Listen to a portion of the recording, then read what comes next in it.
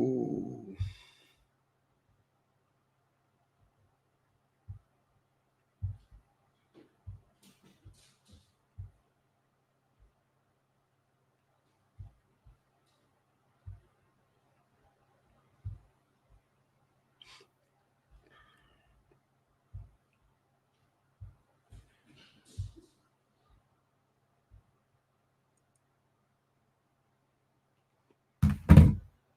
Okay.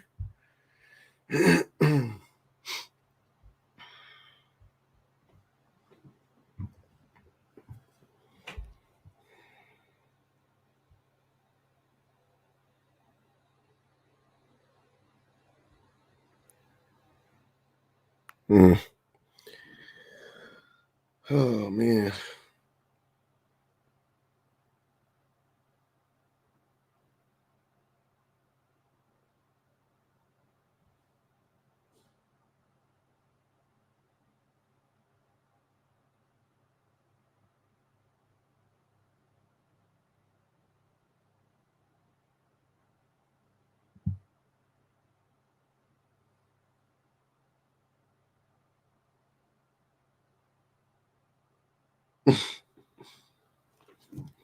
Well, we just got to go with it. What up, y'all?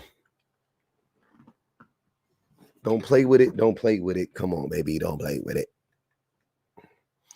Yo, what's good? I told y'all I'll be back. Happy Friday. Happy Friday. What's good with it, man?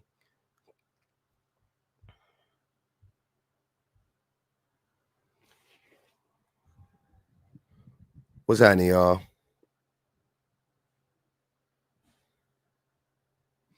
I hope everybody's Friday is going well. I'm having a good Friday-ish. My baby was sick, but we did it.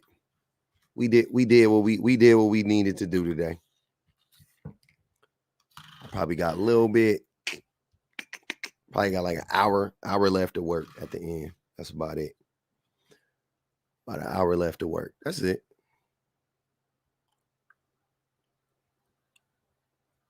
After this, I should say.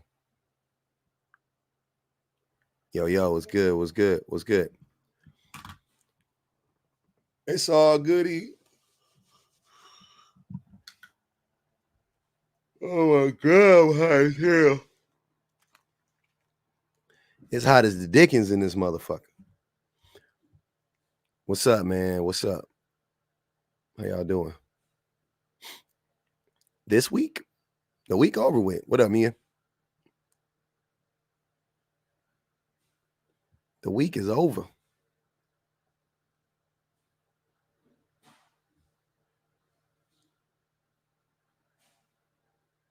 What's good? What's good? Oh, I don't know. TikTok is weird. I can't. I have no idea what they want. So, we just gonna rock out.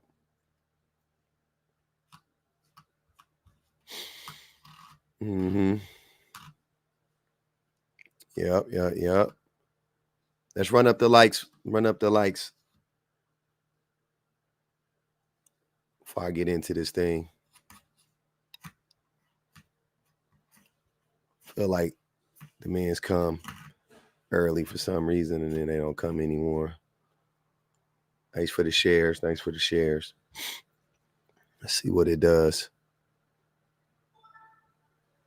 Uh-huh. Okay, you just finished the movie. What movie you finished? Maybe men leading was the plan all along to destroy all of us because they know men are horrible leaders. It was always the plan, huh?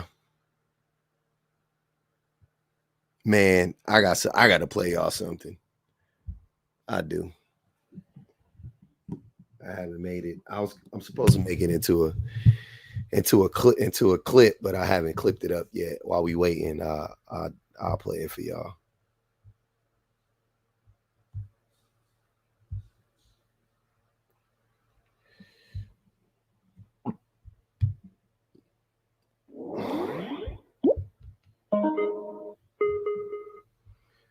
All along the Western Front, people lying to the sea. All right. I'm gonna have to play it twice, so get ready. I'm gonna play it first on Tiki Tack, and then I'll play it on YouTube.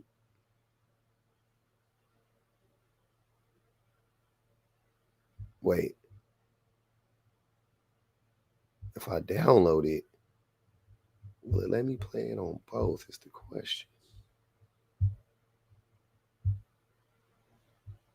I think it'll let me play it on both if I download it. Women right now. No. Okay. Yeah, it'll let me play it on both if I download it. So I downloaded it. Yeah, let's do that. All right. Peep this. Peep this. Okay. So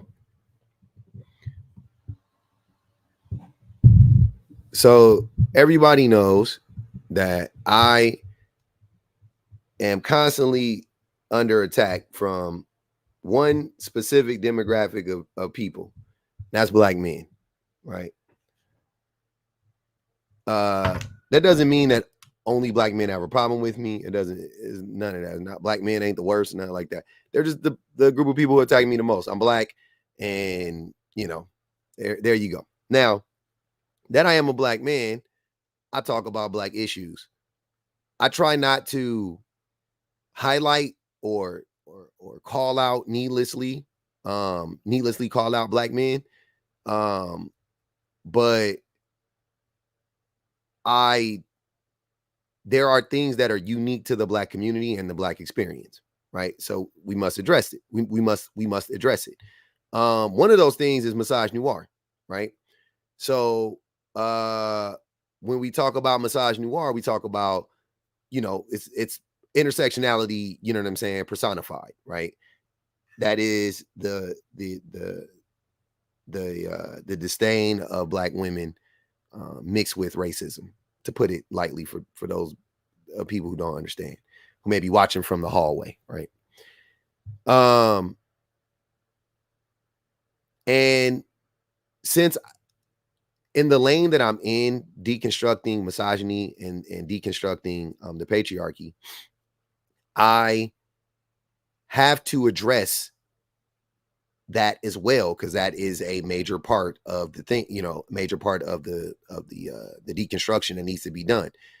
I am under the impression that if we as a collective solely focused when it comes to the deconstruction of the patriarchy, if we solely focused on black women, the whole patriarchy would fold, right? If we solely just were like, we're going to make sure black women get, are protected and da-da-da-da-da, and they get equity, and like, if we do that, we know that every other group of women will get their dues, and we know that every children will be protected, and LGBTQIA and men, right? And it'll just branch out like that, right?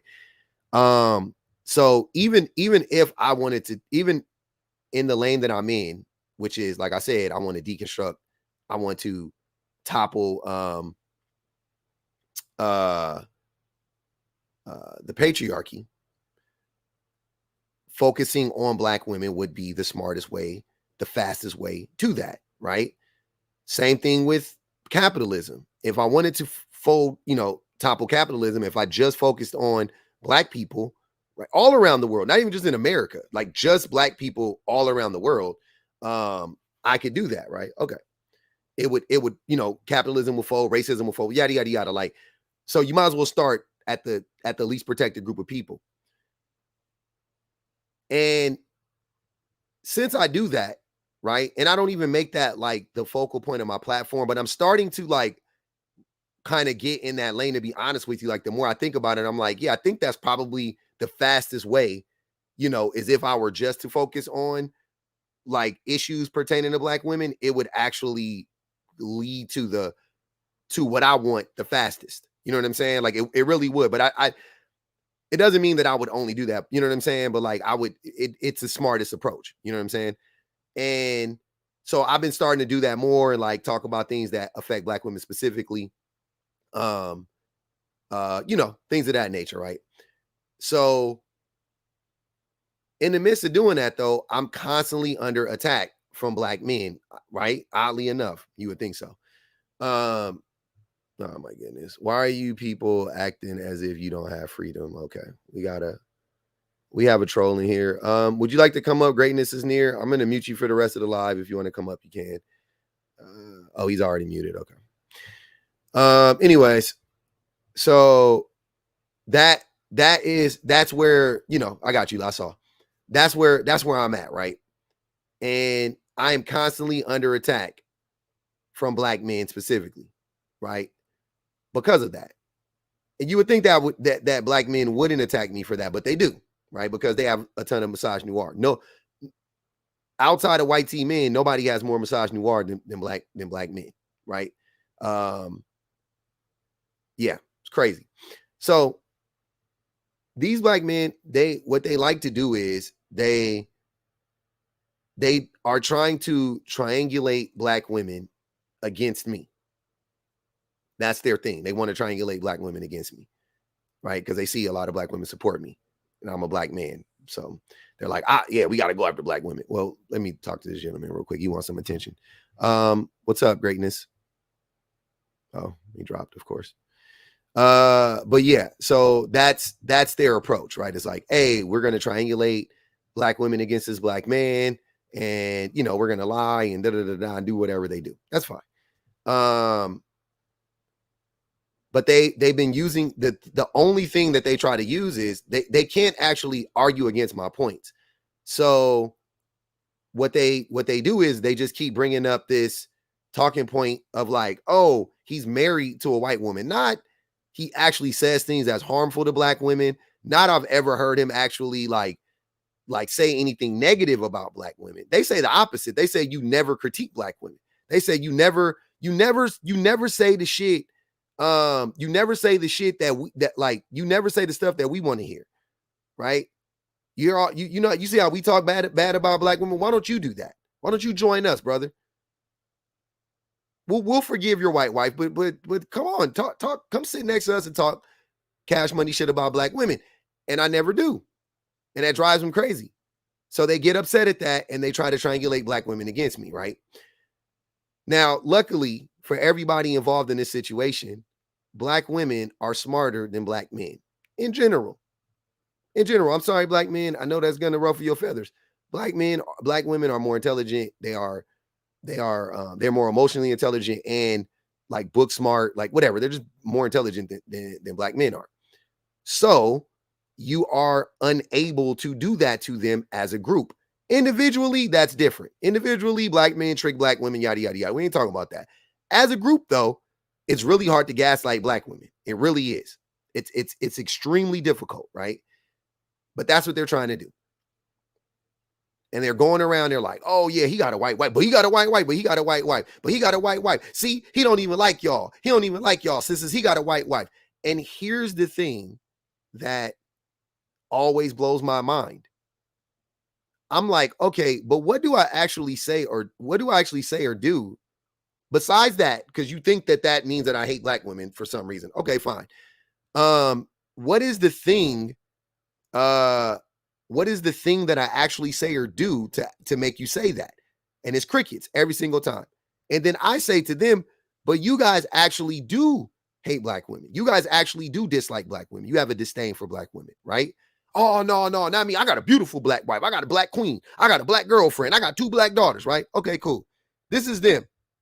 This is their leadership. These are these men. These are the men that say that. No cap. Literally, both of these men have said this to me directly. Saw and Cartel. Both of these men have said this to me. Everybody that's on these apps, you guys have heard it. These men have said this about me directly. But listen to what they say about black women. This is crazy. Like black women right now? No. Okay, Cartel, do you like majority of black women right now? Nope. Okay, we're literally saying out loud today, we don't like you. We're not cutting around no corners. We're not beating around the bush. We just don't like you. That period. I'm going to give black men to say it and say why, so we can get this uncovered. This is something serious. Do you understand that we are a community of people where one gender don't like the other, but we still deal with you because we have to? Okay. And shout out to Jigsaw. I got that from the Jigsaw page. Um, yeah.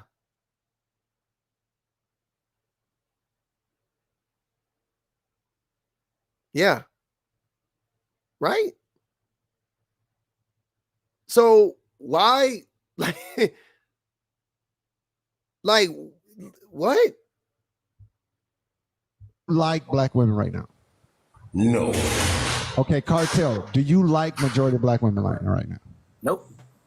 Okay, we're literally saying out loud today, we don't like you.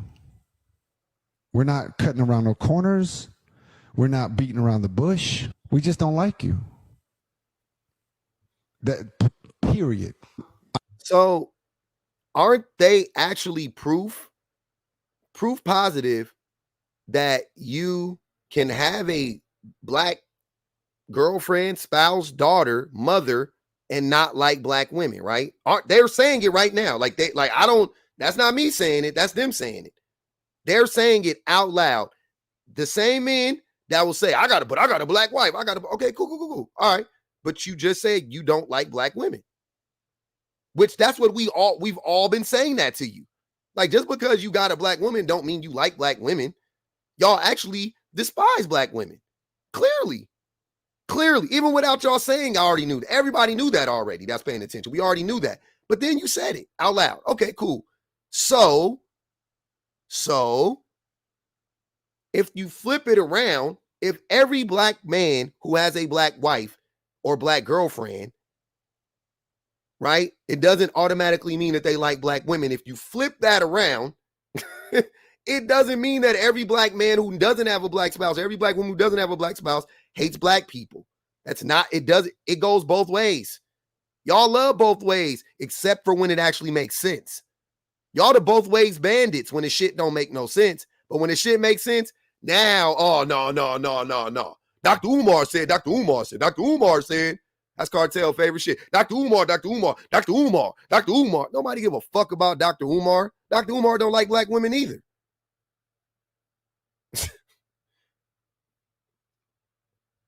Ma said they sound like children. What is this? That's two grown men talking about they don't like black women. Three, actually. It was three grown men who said that they don't like black women. And it was and you know the black woman that was on the panel with them?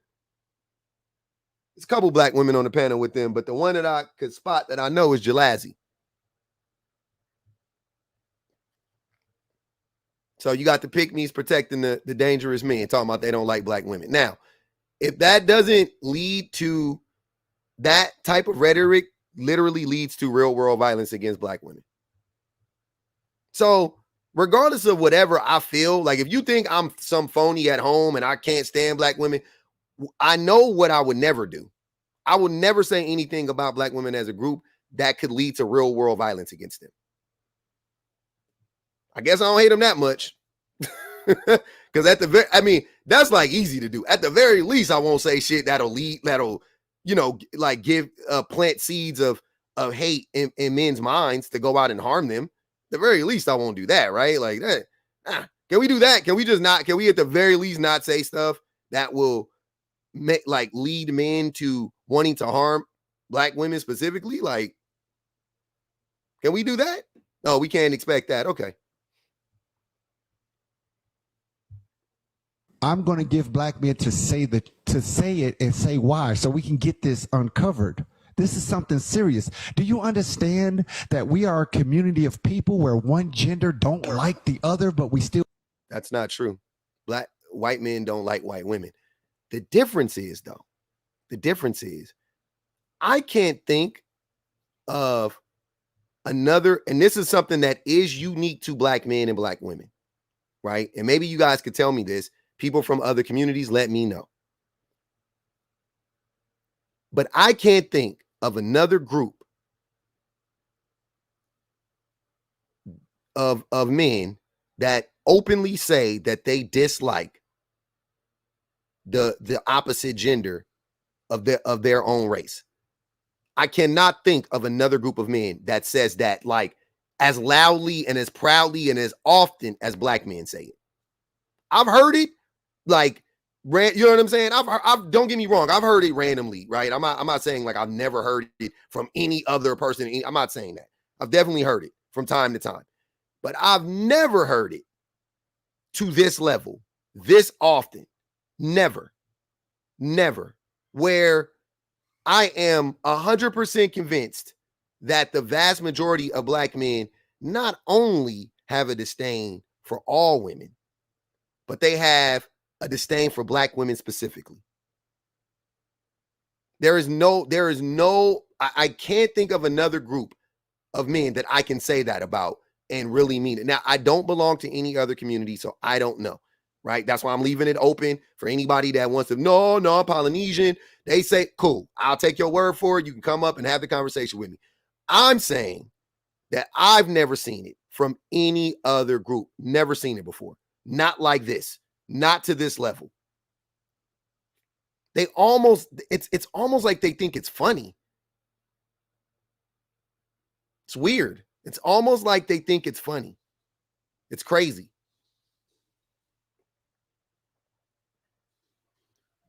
Here goes Mello lying. Oh, I can't wait to hear this. Oh, yeah. Oh, yeah. Mm-hmm. So, yeah, I just wanted to share that with y'all because it's crazy. It's crazy. Go ahead, Mello. Say it again, brother. I said I agree with you. I said, but on the flip side, I've never heard of another group that outright disrespects their men out in the public like ours do us. Can you give me an example of women who do that to black men? What does it sound like? What are they saying about black men specifically? Black men are lazy. True. They're not educated. True. They make horrible fathers. True. I mean, the rhetoric goes on. But stop. But wait, you got to stop. You got to stop when it's not true, though. It's true to you. No, it's true. Objectively true. It's also factually true. Are black men educated? Yes. So most black men are educated. Most black nothing are educated. Okay. But black women are considerably more educated than black men. So comparing between the two, if black women say black men are uneducated or undereducated, that would be a fair assessment coming from black women. They're not bashing us. They're not lying about us. Most black men are not educated. Most black men are not as educated as black women. Most black women are not educated. Hold on. You're pivoting. Listen to what I said. Black women are more educated than black men, right? And you're talking specifically about black women, right? And black men. So if a black woman or black women in a group as a whole say that black men are uneducated or undereducated, are they lying? Uneducated is a flat out lie. Undereducated or less educated than we are would be a more appropriate statement. Okay. At this point, we're arguing semantics. Don't try it because words matter. Do they matter in this context? How does it matter? Yes. Okay. So what is educated in your mind? Educated is having some type of post, training, be it, post high school training.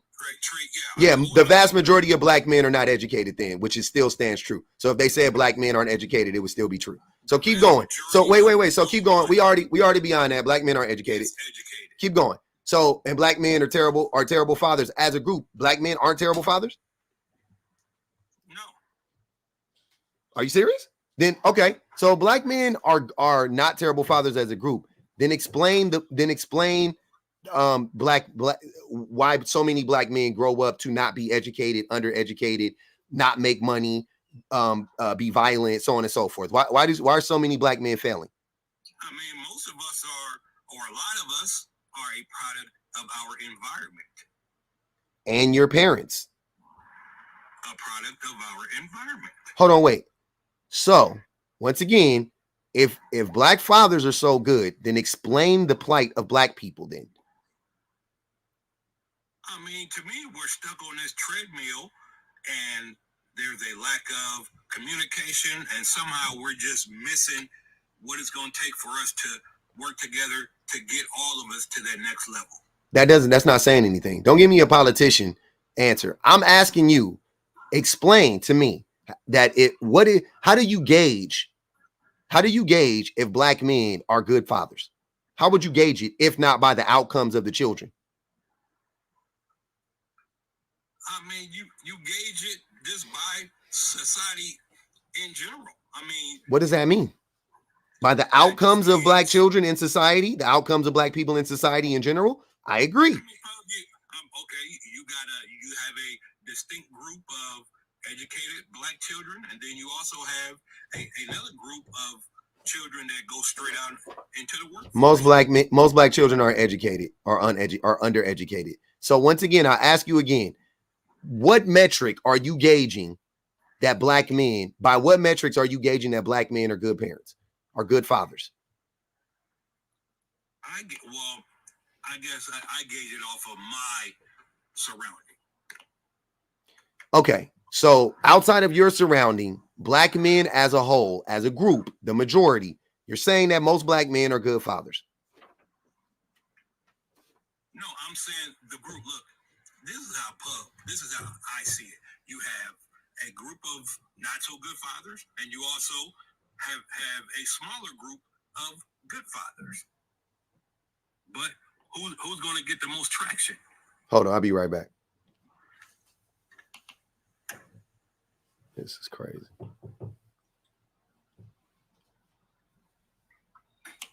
I'm sorry about this.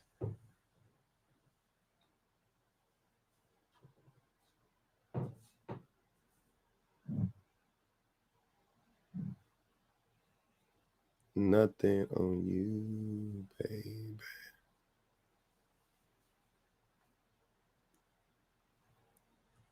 Okay. So yeah, no. That's not what's going on though, brother. Like, so what I'm trying to get to the bottom of with you is, if black men are such good fathers, where's the proof? That's all I want to know. Where's the proof? I mean, the proof is in I'll say the statistics of two-parent households. They tend to turn out better. Most black fathers aren't in the household. Damn. Where is the proof? Where is the proof that black fathers are good fathers? Where's the proof? Look, there's no proof that anyone is good parents. That's not true. That's absolutely true. That's not true. Based on what? Based on the statistics in our community. Oh my God. Okay, so fatherless homes still produce some of the worst children. So therefore, somebody's raising those children, and if it's fatherless, you can say either the dads are absent and the mothers aren't doing a great job either. How can one parent? So how many people does it take to have a child? 2. Okay. So if one of the people is missing, the father, how do you then pivot and blame the mother? Even if she's doing a bad job, you would have to blame that on. Hold on, Mello. You would have to blame. Hold on. Listen to what I'm saying. Even if the mother is doing a bad job in your mind, reasonably, you would be able to blame it on the father not being there. Reasonably. So you can't even blame her. That's not even something like the father not being there is 100% on him.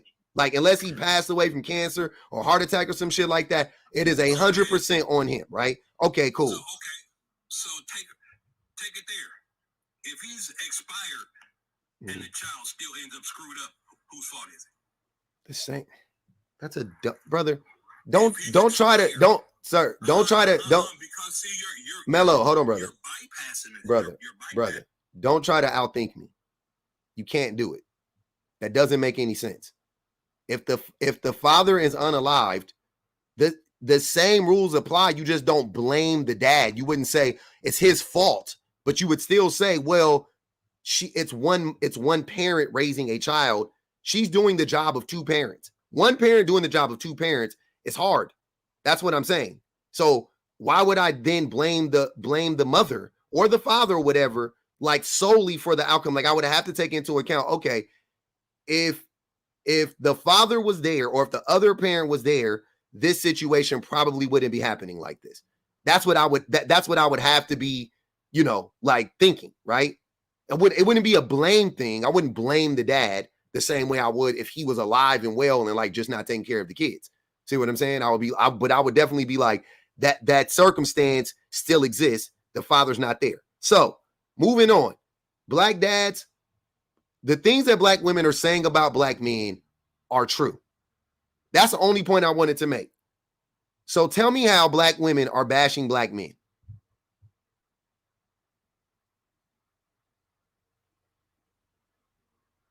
How are black women tearing down black men by saying things that are objectively true about black men? That's what I want to know.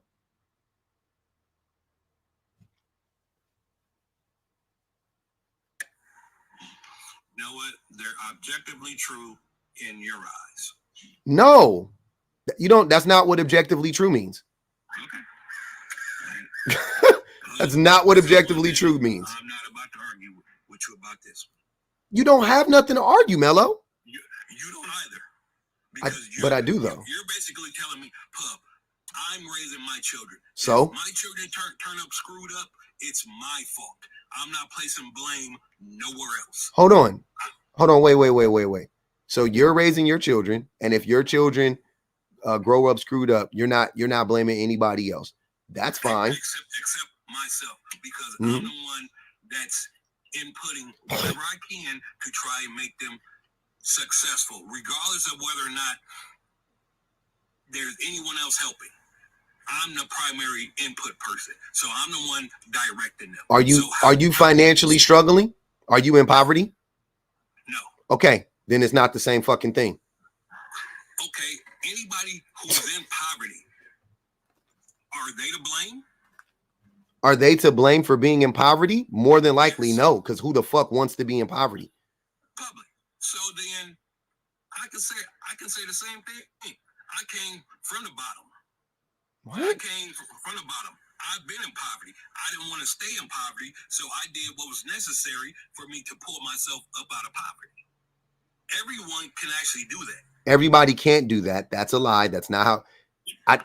You stop talking. Hold on. Wait. That's why. Stop talking about capitalism. Stop. That's not why. Okay. You can't do it in this system. It is impossible. The way the system is built, you have to have a permanent underclass of people, and black people have been designated to be that underclass of people. So you don't know what you're talking about. Capitalism literally doesn't work that way. It doesn't work in the way where everybody can have a job and everybody can that's not how capitalism works. Baked into capitalism, there are haves and have-nots. It is the system in and of itself. It creates those circumstances. That's what I'm trying to tell you. There's no avoiding it. There's no, every black person, everybody, all poor people tomorrow could wake up tomorrow and be like, I'm going to go to school. I'm going to do this. They would just change the rules because they need a permanent underclass. They need a group of people to exploit. I don't know why you don't. They've always had it. Think about it. They've always had it, from slaves to indentured servants to military person to poor people who they can go make fight in there. Because Mello, how many people would sign up for the military if they lived a middle class life?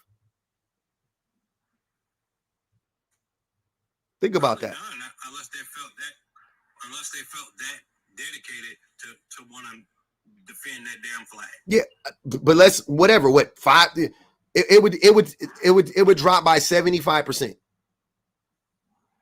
It would drop by 75%. Right? Like there would be some people that still want to do it. I don't know about the numbers, but I do agree that you wouldn't have nearly as many people, sign up if they were more financially successful.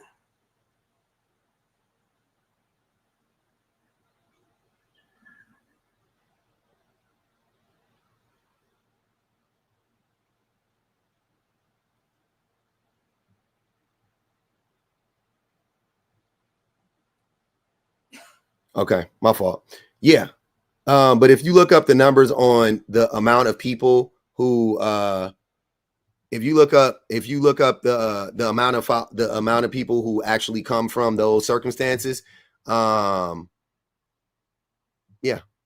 you would know that the vast majority of people in the military are come from poor places. So that's crazy, bro. Yeah, so I haven't heard anything. They sound like you. I haven't heard anything to make me think that that black women disparage black men. I mean, okay. I mean, that's you. Then obviously you're not looking around. I am looking around. Don't try to gaslight me. I'm not stupid.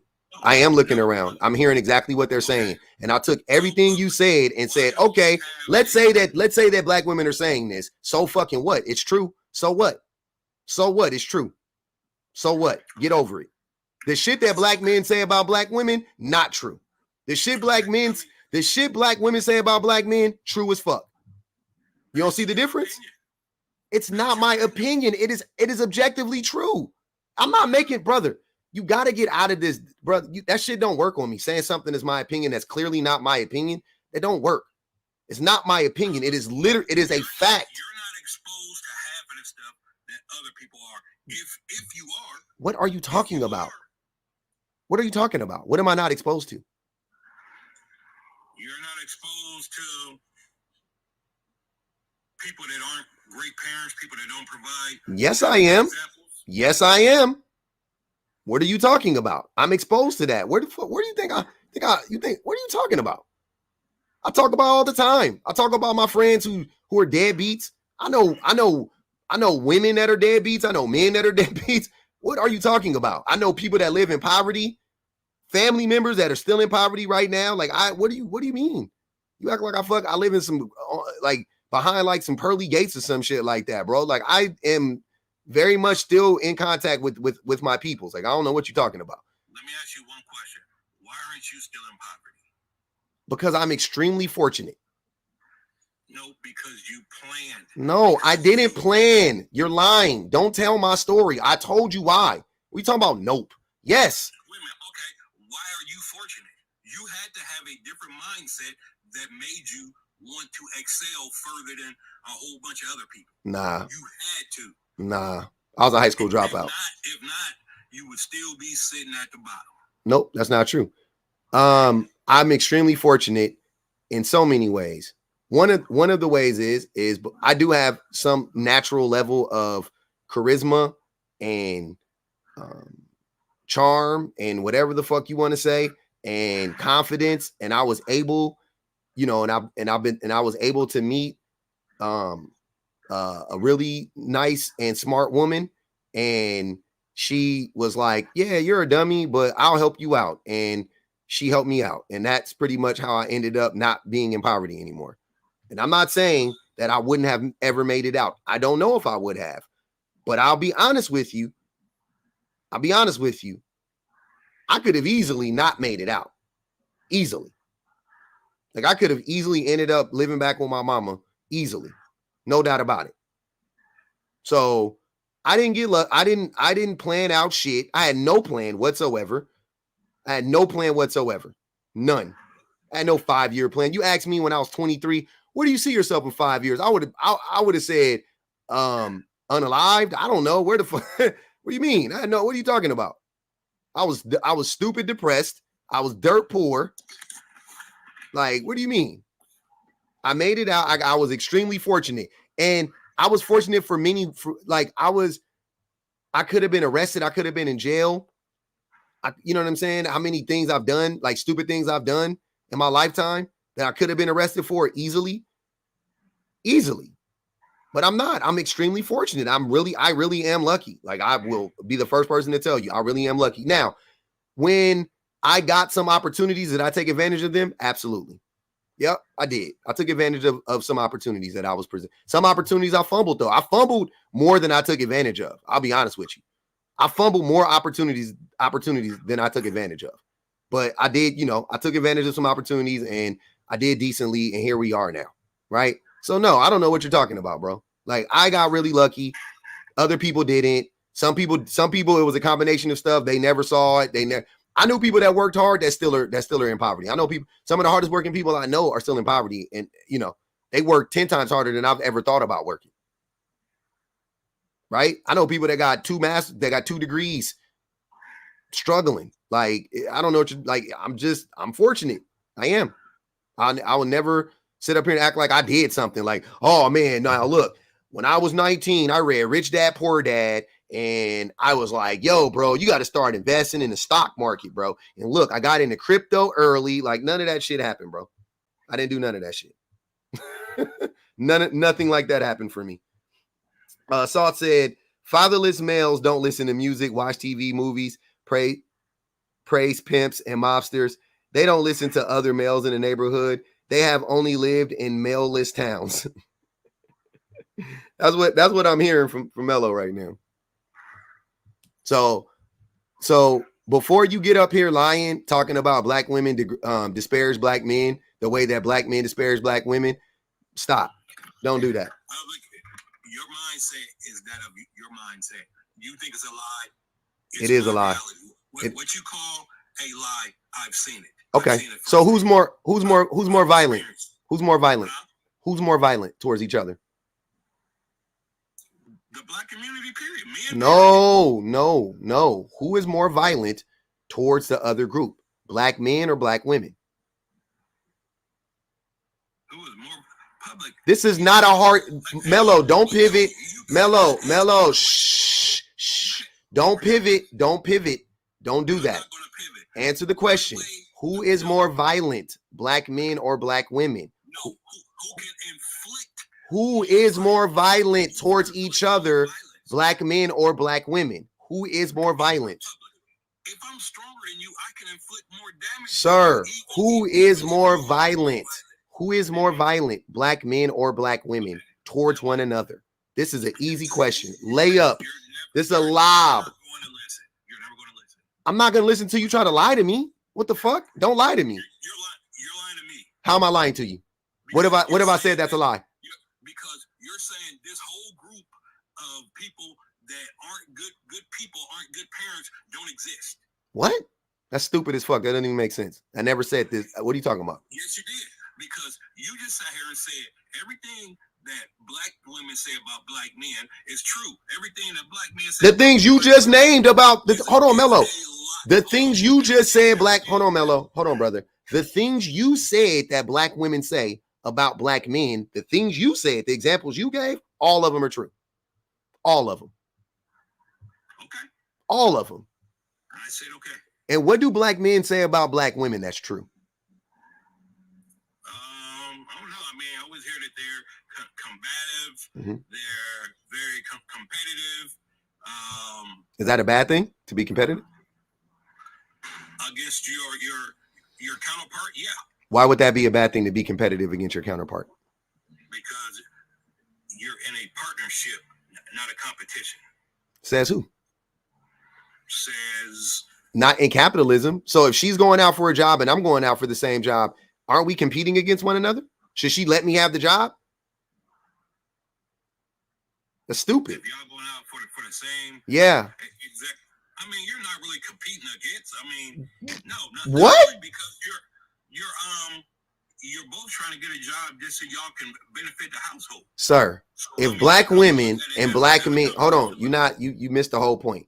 If black men are trying to, if you as a black man are trying to work at Chipotle and there's a black woman and she's trying to work at Chipotle, you guys are in competition. Whether you want to be or not, you are in competition for that job. So why not be competitive? I don't understand.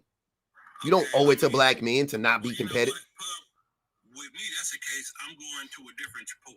That way, she can hold down that this one. Motherfucker. I can go get another one. Why would I compete against her at the same job? You're lying. Okay.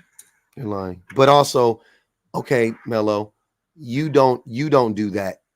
Do most black men do that though? No. Most black men are gonna do the intelligent thing and try to get the job. Because that's the smart thing to do. The smart thing to do isn't to leave and go to a different Chipotle. That's not the smart thing. The smart thing to do is make sure both of y'all get jobs. You don't have any control over it. You're not hiring anybody. You're trying to get a job. What fucking power do you have? You need to get a job. No black man is going, oh, a black woman is in here or 2 black women are in here. I'm going to leave. I would not compete against my partner at the same job. I'm not talking about your partner. You're talking about in a relationship? Yes. How are black women competitive against black men in a relationship? What does that look like? That looks like, hopefully, he's going to be the provider, protector, and may he, pay his lion's share of the responsibilities around the home. How's that a competition? If he doesn't do that, then I feel that they are looked down upon. But black women make more money than black men in relationships. They do? Yeah. That's not a statistic I've read yet. You haven't read any statistic. So what are you talking about? I've read a lot of statistics. You haven't, Mello. You haven't. You haven't. You haven't. Me up a site and a source, which actually backs that up. No, you look it up. I have. You haven't. A tablet sitting right here next to me. Okay, go look it up. I have. And it states that black men actually out-earn black women. As a group. Barely, okay. By the way. Barely. Okay. As a group, though. But in a relationship, black women are the breadwinners the majority of the time. That's not a statistic I've read yet. What does that mean to me? Mello, you are ignorant. Why would I care if you haven't read something? You're the one putting that stat up. I'm not putting that stat out. I didn't make that up. Okay. I'll look it up right now. Bonji Baby said, "Hey y'all, you already know what I'm trying to find out. Who saying something stupid tonight? You just came in here. Just wait. You will hear him. This is crazy. I ain't even got on the topic yet, but I just want to hear this. This is proof why black men, why men shouldn't be leaders, but right here. Oh, I see that, Tori. That's what I'm saying. You got 30 seconds, brother. I'm not about to sit here and wait for you to find this fucking. If you can't find it, you do that shit on your own time. Go ahead. Yeah, we on the clock, baby. We on the clock, baby. Go ahead. I can drop down. I'll yeah. Come back up when I find it. No, you ain't got it. What I'm saying to you is that black men, even, okay, let's take that stat. Let's take that black men make more money than black women. How much more money do black men make than black women on average? Since you looked up the stat. A few $1,000s. So it's insignificant. So let's logically, why would a black woman who makes a few $1,000s less than a black man get into a relationship with a black man and then expect him to pay all the bills? Because that's the way society or the patriarchy set up men to be inside the household. But 70% of Mello, have black women always worked in this country? Yeah. Okay. Part, yeah. Okay, cool. So what you're saying about black women just is unequivocally false. That doesn't make any sense. So the group of women who have always worked, hold on. So the group of women who have always worked and who is more educated and make slightly less money than their group of men, right? They expect their men to be the breadwinners in the household. Like, that doesn't make sense. Yes, but society is still raised where men are supposed to be the breadwinners. Then why do 70% of women work? Why are 16% of breadwinners female? Why is 25% of women? Why do 25% of women make the same amount or more money than their husbands? Why? That can't exist in the same society. That 25% is relatively 25 plus 16. I'm sorry. It is 29. 29 plus 16 is 45%. 45% of women. And 70% of women overall work. So what you're saying doesn't make sense. Think about what you're saying. If the majority of our society is convinced that men are supposed to be the breadwinners, then why wouldn't the homes reflect that setup? Wouldn't the majority of the wouldn't it be 80% of men were the breadwinners in the household when in reality only 25% of men are the breadwinners? Why is it only 1/4 of men are the breadwinners in the household in marriages? 16% of women are. But you telling me that women think that men are supposed to pay all the bills? That's about women in general. Then you want to say specifically black women believe that? Black women who have worked this whole entire fucking time since we landed on since Plymouth Rock landed on us? That doesn't apply specifically to black women. That's society had set up through the It's more. Everything that I'm telling you is more. More black women are the breadwinners in the home. More black women make more money than black men. It's worse in the black community in that regards. It's worse. It's not the opposite. Public, you keep saying more, but you haven't showed me a stat that says Mello, I promise you, with all of my heart and soul, I will never waste 5 minutes showing you anything. Because you can't. That's not true. I've done this before. I've done it on this live already. I just don't want to do it. It's boring. Black men as of yet. I didn't say they did. It's coming. So therefore, whenever they're fourth in the household, sir, I didn't say they did. See, I didn't say they did. I'm not like you. I know the stats. That's what I'm saying. I said that black women make slightly less money than black men as a group. But I also said in a relationship, black women are the breadwinners. The majority of they are the breadwinners the majority of the time in the relationship. They make more money. They out earn the men in the relationship, right? No other demographic of women is that the case, by the way. Only black men and black women. To Pew Research, 1 in 4 black wives out earn their husbands. 1 in 4. That's what Pew I'm sitting there looking at now. Pew found 1 in 4 black wives out earn their husbands. No. That's 25%. Brother, your stats are wrong. Okay. Either you're wrong or Pew is wrong. Mm-hmm. So let's try this again. Try it again. Okay. They're saying it's not accurate. Okay, so Pew's not accurate then. No. I was saying, they were saying to me that it wasn't accurate. I think it's funny, but. Like I said, it said Pew Research found 1 in 4 black wives out earn their husband. 1 in 4. That's 25%. That means 75% of married husbands out earn their wives.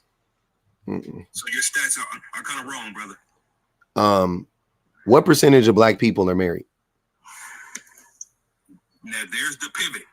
No, it's not. This is what you're not. That's the pivot, pal. It's not the pivot. Hold on, brother. Stop using the word wrong. Because that wasn't, I'm not pivoting. I'm just making the point that you're talking about married people. That's not a pivot. That's not a pivot. I'm still on point. You said what? You said the wives out earn the husbands. Hold on. That's not what I was saying. Hold on, time out. That's what you said. No, listen to what I was saying. Overall, in relationships, that's what I was talking about with black men and black women. Now, when I was talking about in the country, in general, right? When I was talking about the 70%, those numbers are about marriages. Those numbers are about marriages, not the group, not the total, just about the whatevers, the married couples. That's how they track. That's where those stats came from.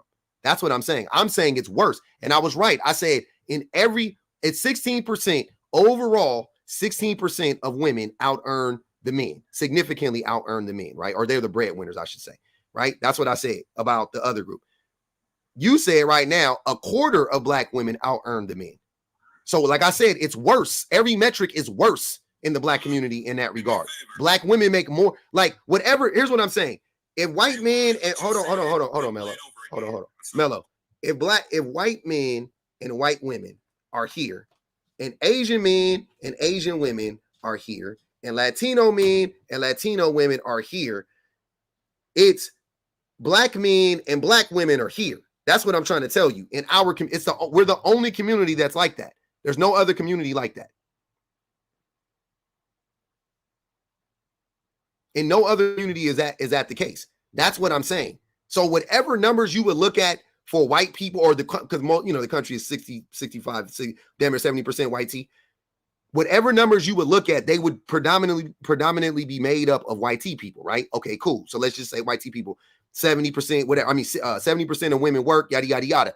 In the black community, 85% of black women work, if not more. You know what I'm saying? In the black, it's 16% of black wives out earn their husband. Like you just said, in the black community, 25% of black wives out earn their husbands. Like every single metric goes up in the black community for black women, because black women, to be fair to black men, right? Not to be fair, but black women are whooping a lot of people's asses. It ain't just, you know what I'm saying? Like if you adjust for where they start, for where they finish, black women are whooping everybody's ass in the country.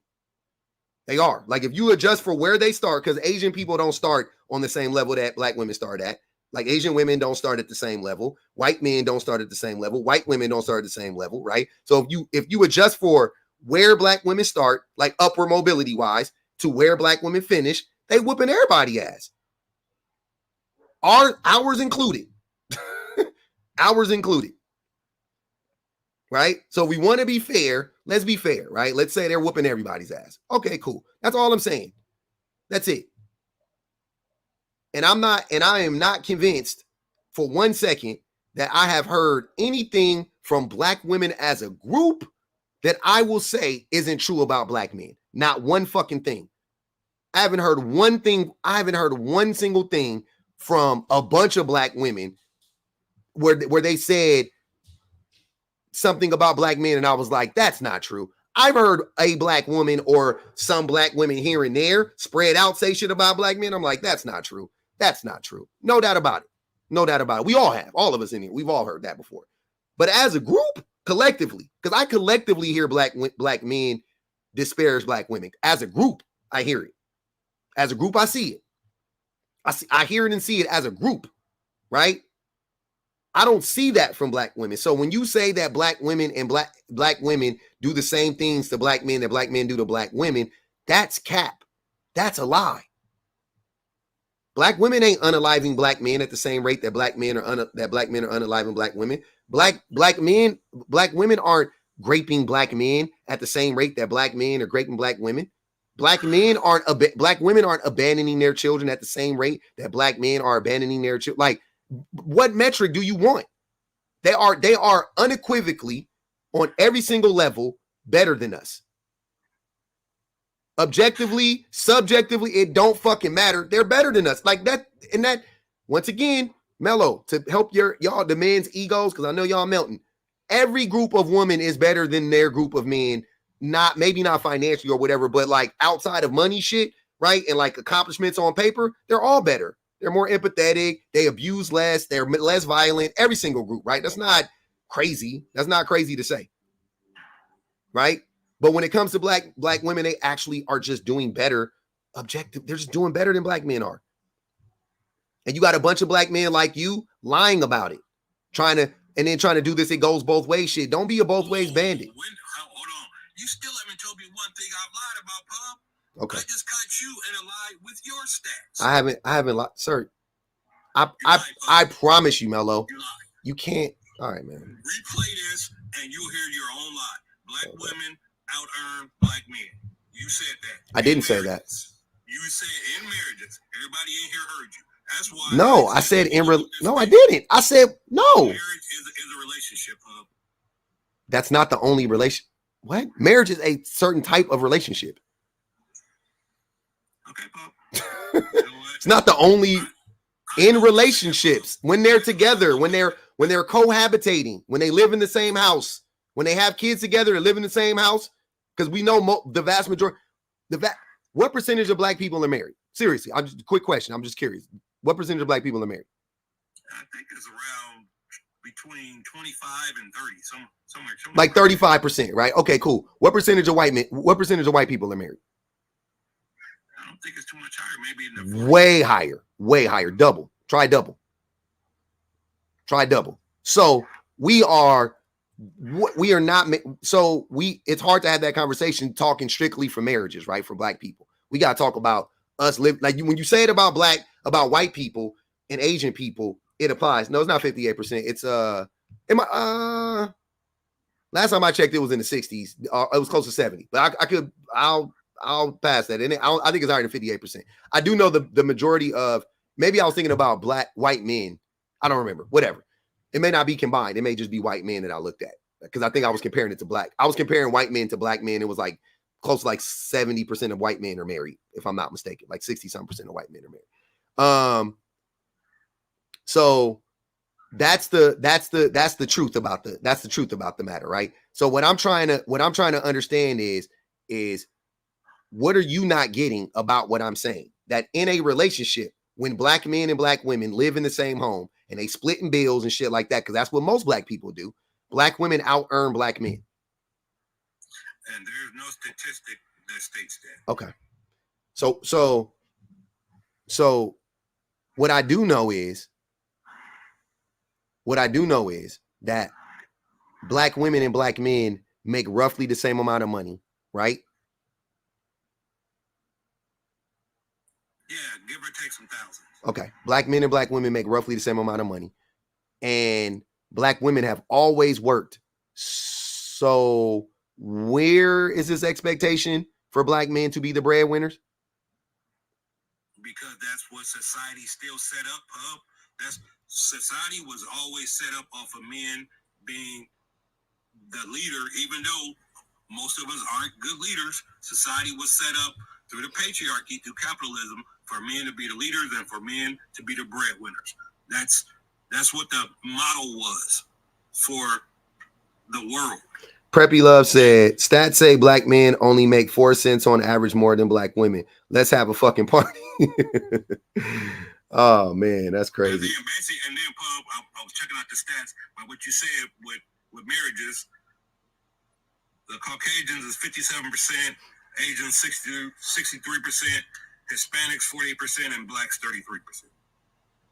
Yeah, for people being married, yeah, sounds about right. Yep. So it's like double, like I said. So, I mean, what you said has a lot of validity to it. Black women are kicking ass. I mean, they started at the bottom and they're excelling past everyone as far as education.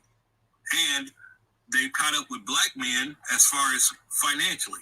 But that's only part of the battle. What battle? Well, let me read this. Also said, read everything. Black women are more likely than any other ethnic group to be in marriages where they're the breadwinner or in an egalitarian marriage. Which that's what I was saying before. Like, we knew that. Appreciate you, Jubilee. So I think the reason why I wanted to have that conversation though with you, Mello, is because it's just proof that that black men, not only do black men say things to disparage black women consistently, black men also go out of their way to lie on black women. Like beyond the like, and when I say they lie on black women, like you did, like they say black women do it too type shit, like that lie, right? On top of like the lies, like you said, black women are combative. Like, are black women more combative than any other group of women? Are black women, who's more combative, black men or black women in a relationship with each other? Black women are going to say black men. And black no, I'm asking you, who is more combative in a relationship? And I ain't talking about your own anecdotal experiences. Who do you think is more combative in a relationship? Honestly, I think black women.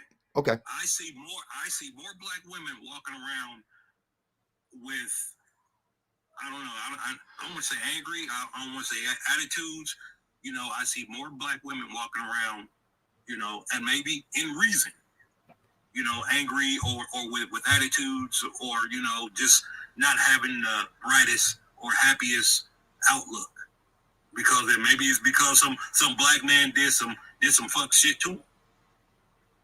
You know, but so that don't count, right? No. I mean, I'm saying that counts, Pub. No, it doesn't. If somebody if somebody does something to you and you react, you're not being combative. That's within reason, right? In this context, I'm saying, I'm not saying like on the technical, cool, you could say it's being combative, whatever, but I'm saying like black women, a person advocating for themselves wouldn't be looked at as being combative. They would just be looked at as advocating for themselves, right? I mean, yeah, Pub, but like I said, how you react to anything is really up to how you want to react. You don't have to let something. Sir, you don't get to tell people how to react to trauma and abuse. No, okay, but that goes both ways. Maybe that's part of the reason. Stop saying it goes both ways. What do black women do to black men? Where is the abuse coming from? It ain't even black women. Now we could talk about women in general. How are women abusing men? Where? In what way? You don't think women emotionally abuse men? As a group? Yes. No. Fuck no. Hell no. Hell no. Okay. Hell no. We can't even have an honest conversation there. Cause you be lying. No, because you're acting oblivious. Oblivious to what? Public. It starts with kids. It starts young. Here you Women go. say some crazy outlandish shit to their kids. So do men. MJ put 15 on Mellow here. He said because I'm combative. MJ said because she combative. If the men aren't around, how are they saying crazy shit to their kids? Wait, I'm sorry. I'm missing them. I'm sorry. What you saying? If the men have abandoned their kids, how are they saying crazy stuff? When they're around, they say crazy shit to their kids. But they're not around. My daddy wasn't around, but he said crazy shit to me. Like he wasn't I didn't see my dad for years sometimes, but I would talk to him randomly and he would say crazy shit to me, especially when he was drunk. Oh, he would say crazy shit to me. His random interactions with somebody that's with you on a daily basis saying crazy shit to you is going to have a lot I'm trying to tell you without a doubt, I remember like 80% of the shit my dad told me in my life, good or bad. I don't remember the majority of the shit my mom said to me, and I live with her every day. I remember like 80% of the shit my dad told me. For whatever reason. That's your own. You asked me about me. See? Don't ask me about me then if you don't want me to tell you the answer. I'm telling you about me. I remember the vast majority of the shit that my father told me. I don't really remember the shit that my mom told me. Right? Like I remember like some of the stuff, especially like the bad. Like I remember I think I've done like a fair amount of unpacking some of this shit where like maybe I blocked it out. Like I don't know. Like my mom said crazy shit to me growing up too. But it's like I think as I got older, I understood it. So it didn't sit with me the same. But the shit that my dad said, that shit would sit with me. Like that shit sat on me. You know what I'm saying? Even the positive stuff he said, it would sit on me and it would end up being negative because I would be like, so you had all this insight and information, but your ass chose to not come around? That's crazy. But trying to make me believe that black women are more combative than black men is wild when men are more combative than women in general. I mean, that's public. That's why I say people have different experiences that they learn from or that they cling on to. You got some combative ass women out there, verbally. Do you think you're combative? Yes. Okay. Yes. Okay. You're more combative than any woman I've spoken to on this platform. Okay. I'm just telling you. So if you think so, so my experiences, hold on, listen to what I'm saying. You're missing the point.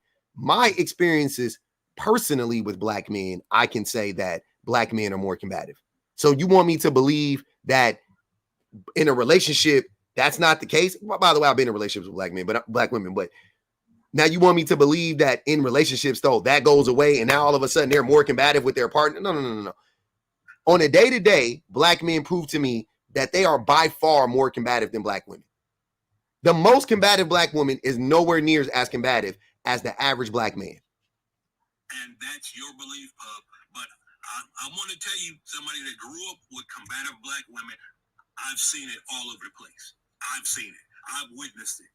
Hell, I was married to it. So I'm sitting and telling you, my environment I grew up with, I created it. I recreated it. By being combative? No, I ended up getting with a very combative woman. Mm-hmm. That was probably calling you out for your bullshit because you full of shit. No? She had no justification and nothing she was saying. She was just making stuff up. You was perfect. You were a perfect angel, huh? No, I'm not an angel. But this this is something we know.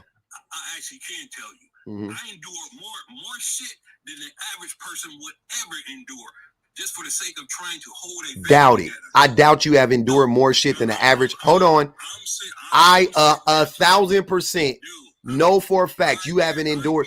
You haven't endured a fraction of what the average woman endures dealing with men like you and me. I'm sitting there telling you because I tried it two ways. The first thing I said is I'm going to be the strong silent type. You know how I know you lying? You know how I know you lying? Because when you come up here and we talk about abuse, you always downplay when black women are abused or when women are abused. Who? You. I have never downplayed when, dude, I was abused myself. I know. That's what I'm trying to tell you. That's why I don't believe you. Nobody's abuse. I've never downplayed nobody's abuse. So you think that everybody has to deal with their, you're doing it right now, Mello. You're downplaying the abuse of black women by trying to say black women do it too. This is just another example of it. That's all you do. That's the truth. Wait a minute. So you're trying to tell me that women aren't abusive? No. As a group? Hold on, wait. As a group? No. Yes. So hold on. Which one is it? Hold on. Wait. As a group or individually? There are tons and tons of children that have to go Sir, I don't. Hey, for this argument's sake, fuck them kids. As a group, you're telling me that black women are they abuse black men as a group? Is that what you're telling me? There is a group of verbally abusive. No. Listen again, because I'm being very clear. I want to make sure I answer the question correctly.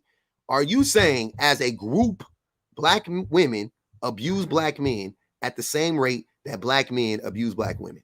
That's what I want to know. But nobody knows at what rate. We do know.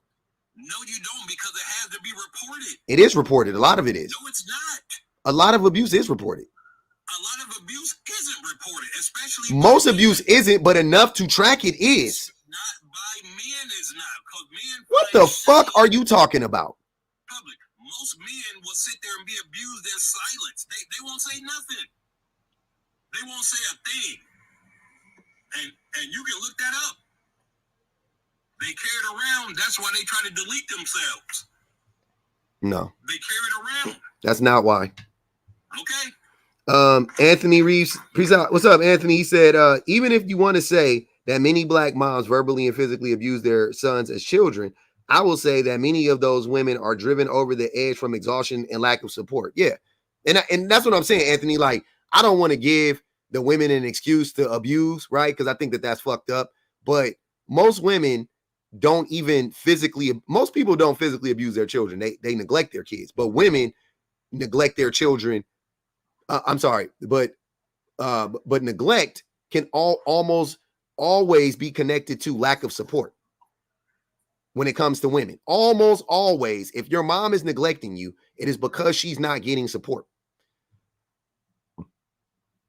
And that's the number one form of abuse.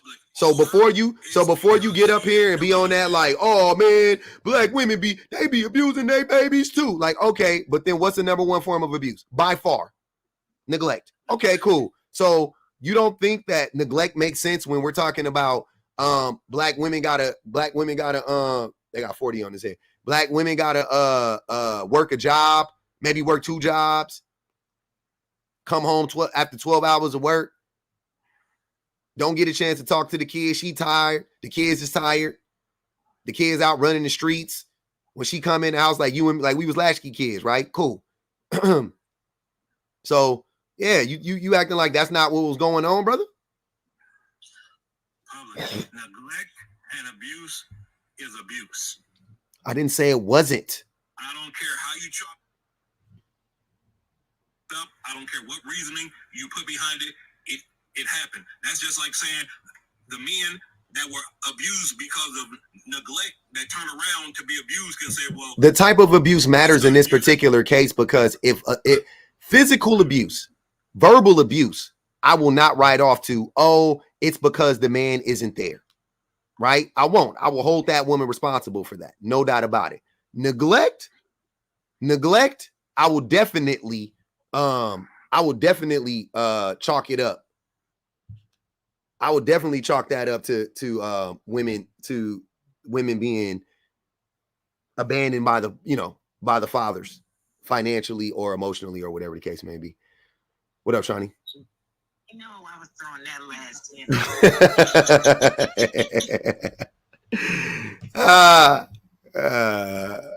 Hey man, it had to happen. I wanted to get onto the topic, but that man just said some stupid shit, so we ended up falling into that trap. I don't know if you was in here earlier, but I played that video. I played the video of Saw and Cartel talking about how they don't like black women and how they be always trying to like triangulate black women against me. Like, oh, he got a white wife. See, he don't like y'all. And I'm like, you guys say out of your mouth you don't like black women. Like, what? This is crazy. Say it every day.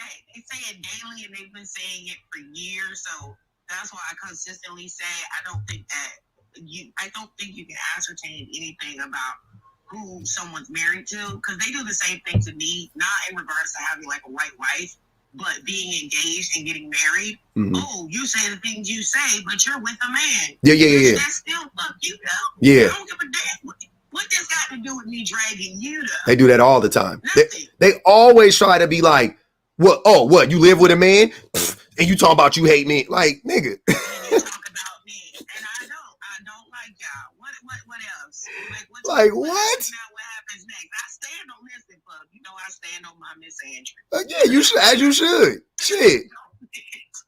I'm about to give. Nothing to do with y'all. I'm about to give you some more fodder for it too. Like black women right now. No. Okay, Cartel. Do you like majority black women right now? Hold on, Jazzy. Nope. Do you like majority black women right now? Nope. Okay, we're literally saying out loud today, we don't like you. We're not cutting around no corners. We're not beating around the bush. We just don't like you. That period. I'm going to give black men to say it and say why, so we can get this uncovered. This is something serious. Do you understand that we are a community of people where one gender don't like the other, but we still deal with you because we have to?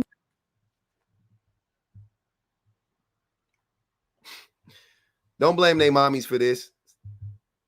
I'm not doing that. I'm not blaming their mommies for this. They've been saying this for years, but then they get butthurt and they cry and holler Miss Andrew when they see a woman return fire. Like, I return the same energy, I come with the same smoke, but they can comfortably sit and say, we don't like black women, but then be like, oh my God, you don't like black men? Why? Because it is.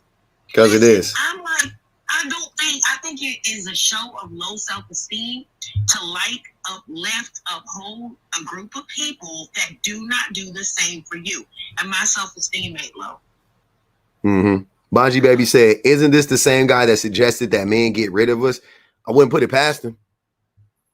And then the fact that he said, like, he doesn't like black women, but he has to deal with black women. Like, you don't have to deal with anybody. That's Whoa. Decentering women. Like, men act like they're being coerced and manipulated into, like, interacting with women. Like, women literally be telling y'all, leave us alone, but y'all are the ones that bend over backwards to interact with women in public. Like, women be minding their business. So I don't know where y'all get that from, that y'all are like forced. Like, nobody.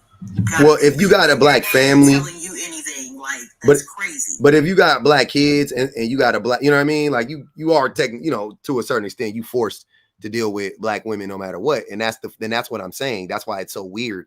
Even when you think about it through that lens, it's like, so you deal with black women all the time and you just get on the internet and just lie about them. You get up here and just start lying about them. So you're not learning nothing from the black women that you're in proximity to. You're in close proximity to. Okay. What's the use in having what is the use in having a black girlfriend, a black wife, a black daughter, whatever, if all you're going to do is turn around and lie on them? Like, I don't understand that shit. You might as well not be with them. I don't understand. Real quick, Somebody just said that Saw is putting his daughters in danger. And she said Saw is literally putting his own daughter in danger with the things he's spreading online. Yeah. I've actually seen this happen in real life, okay? Not in real life, but on YouTube. So I don't know how many of y'all are familiar with a content creator by the name of Tommy Sotomayor. Yep. He would do content bashing dark-skinned black women, saying awful things about black women. His daughter is a dark-skinned black girl, okay? She randomly one day decided she wanted to do a live on her own YouTube channel. And the people came in there and said the most god-awful, colorist things to her and basically trolled her to the point of where she broke down. She has not been on the internet since. And he came up here and he was like going ham and cheese. And I said to him, I'm like, so you mean to tell me this man is spazzing because people said to his daughter when he gets online and says to other people's daughter every single day while hollering, hit the cash app? Mm-hmm. I don't know why they think their own daughters are exempt from this. It's not. The same people who are in your face, in my opinion, are liars, because if they didn't know that was your daughter, they wouldn't pretend to have some sort of respect for her. When they don't know that it's your daughter, they say all the same things that they say while they're in your lives to your daughter. They Jazzy, you know why they like that though? That's the mentality of a raccoon from Kunisha, right? That's the like, oh, I'm safe on the other side of the fence. My people, they gonna let us on the mothership. If the mothership leave, and they gonna leave without us. You know what I'm saying? They gonna let us in they white bunkers. No, nigga, they gonna lock your ass out. You gonna be out in the dust with us. It's the same mentality. That's all it is. Anthony, I appreciate you, brother. He said, I experienced my mom occasionally lashing out at us out of frustration and exhaustion. I show grace due to watching dad and stepdads failing us, and other siblings do not. If men had provided the stability we needed, we would have had better lives. Yeah, absolutely. But yeah, I'm gonna get back to the prompt though. I started off with that when we was in here and I was just talking about it and that we ain't even addressed the prompt. While I got y'all up here. So I am in the school of thought that I've had this live before to some extent, but male leadership is not needed anymore at this point in time. It's about time that we let women lead. And my last question is why, or my last question is, why are men such terrible leaders? I would say they're not willing to develop the soft skills necessary to be in a leadership role. Mm-hmm. Most importantly, it's the sense of entitlement that they have behind leadership in this false perception that they have of what leadership is. I feel like a lot of them equate leadership to some sort of like dictatorship, and that's not what leadership is. And then because of like patriarchy and that sense of entitlement, they think because they're solely men, that makes them qualified to be leaders. And that's typically not the case, because we see this in the workplace. I mean, we done seen this with the presidency when Trump was in office, like mediocre like YT man in office, and look what happened. And there's even a study that I had came across like a while back, because this conversation has came up before, about like women leaders around the globe managed COVID-19. They managed the pandemic better than men did. And I believe that. And this study came from the National Library of Medicine. It said media outlets have reported that women leaders around the globe managed the COVID-19 crisis better than their male counterparts, responding faster and communicating better about pandemic policies. And I can tell y'all, like when Obama was in office and he made that, if I remember this correctly, he made like a pandemic playbook when, what was that had that one outbreak? Was it Ebola or something? Yeah. And he made a whole playbook on like how to, handle a pandemic. So when COVID came along, Trump didn't utilize that playbook that was already written out. He didn't utilize anything, and that's why COVID went in the trajectory that it did, because he didn't utilize the playbook that he already had in place. If that's not incompetence in a leader, like, I don't know what is. Mm-hmm. So that alone right there proves that men don't need to be in leadership roles, because y'all be having the tools and resources and still be falling flat on y'all's asses every single time. Yeah. What do you think, Jazzy? I agree with what Shawnee's saying, because just past the COVID research, you had the research on women-led companies, and come to find out, women-led companies perform better than male-led companies. Mm-hmm. And women's professional leadership, what they found was that women are scored higher competency. It had about 45 or 25 things on the metric. And women scored higher than men in like 90% of them. Mm-hmm. And then also what they found was that women feel less confident in their abilities when they're younger, until they get over the age of 40. Then they feel more confident in their abilities, whereas men feel more confident in their abilities from the beginning, but underperform. Yeah. So, which really shows one of the reasons why they really shouldn't be in leadership, right? Mm-hmm. The best leaders are people who were placed there by others, not those who place themselves there, mm-hmm. right? Where people notice their leadership abilities and say, "Wow, you're really great at this, and I'm going to follow you." So the fact that they have to even run around trying to, convince us of their leadership, especially just because I can only speak on my community. So for the Black community, what I consistently see is that they say things that are against data and research. If you don't have the time to actually research your own community in regards to solving the various different issues and problems in it, you're not a good leader, okay? Because you're not even checking out like the schematics of anything. They don't take the time to learn the issues and needs and concerns of every single demographic. They act like the community literally just consists of, naturally born heterosexual males. That's it. Every other demographic in that, whether it comes from Black women to children to LGBTQ to people of a different religion or belief system than them, they don't care about. And that's not leadership.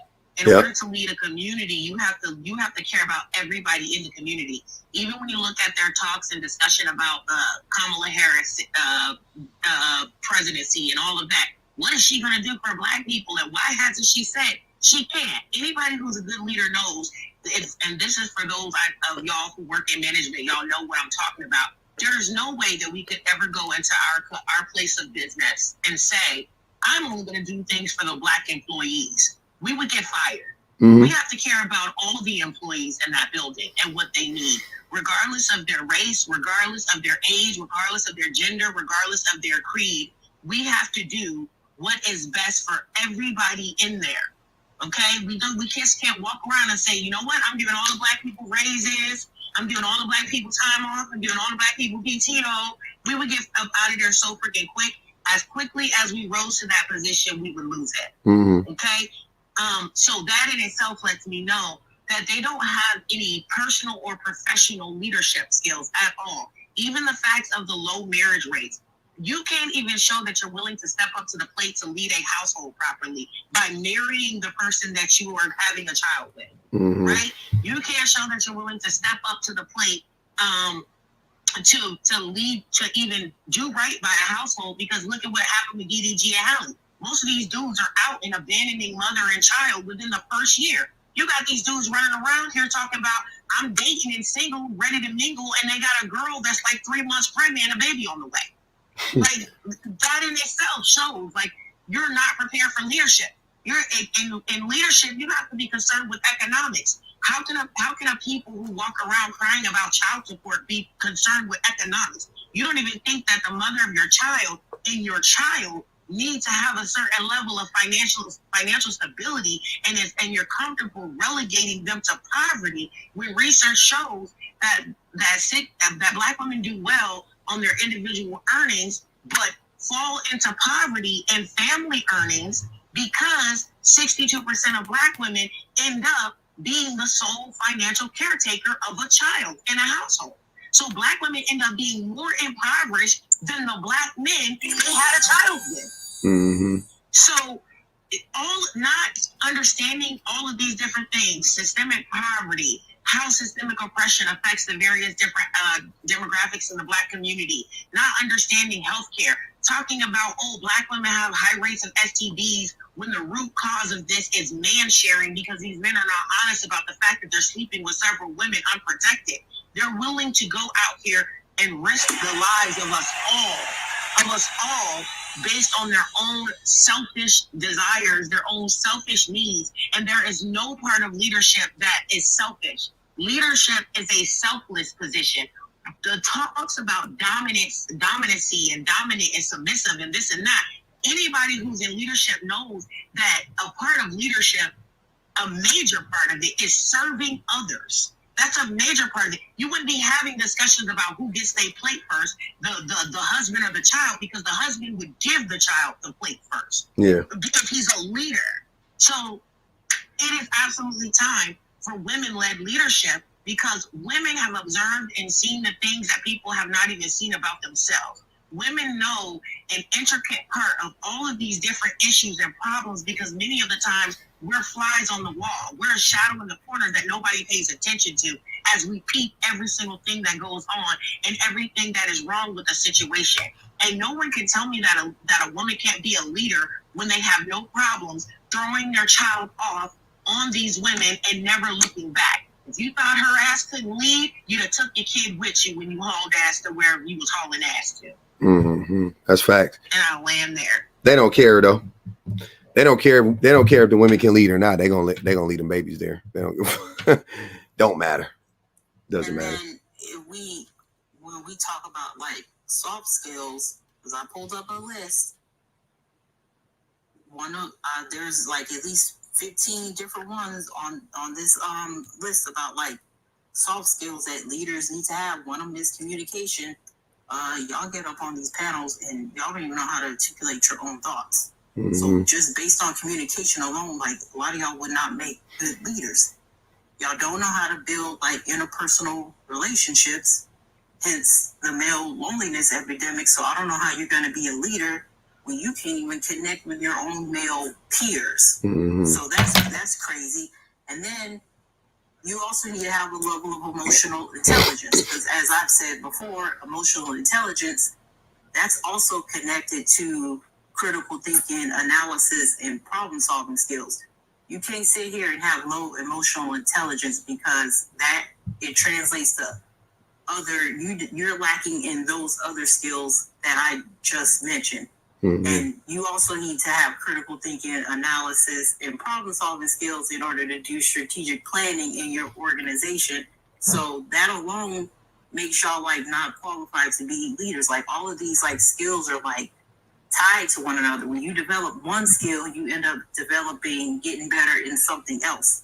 So all of this stuff is like connected. And then like the willingness to learn. A lot of you men, y'all promote a lot of anti-intellectualism rhetoric.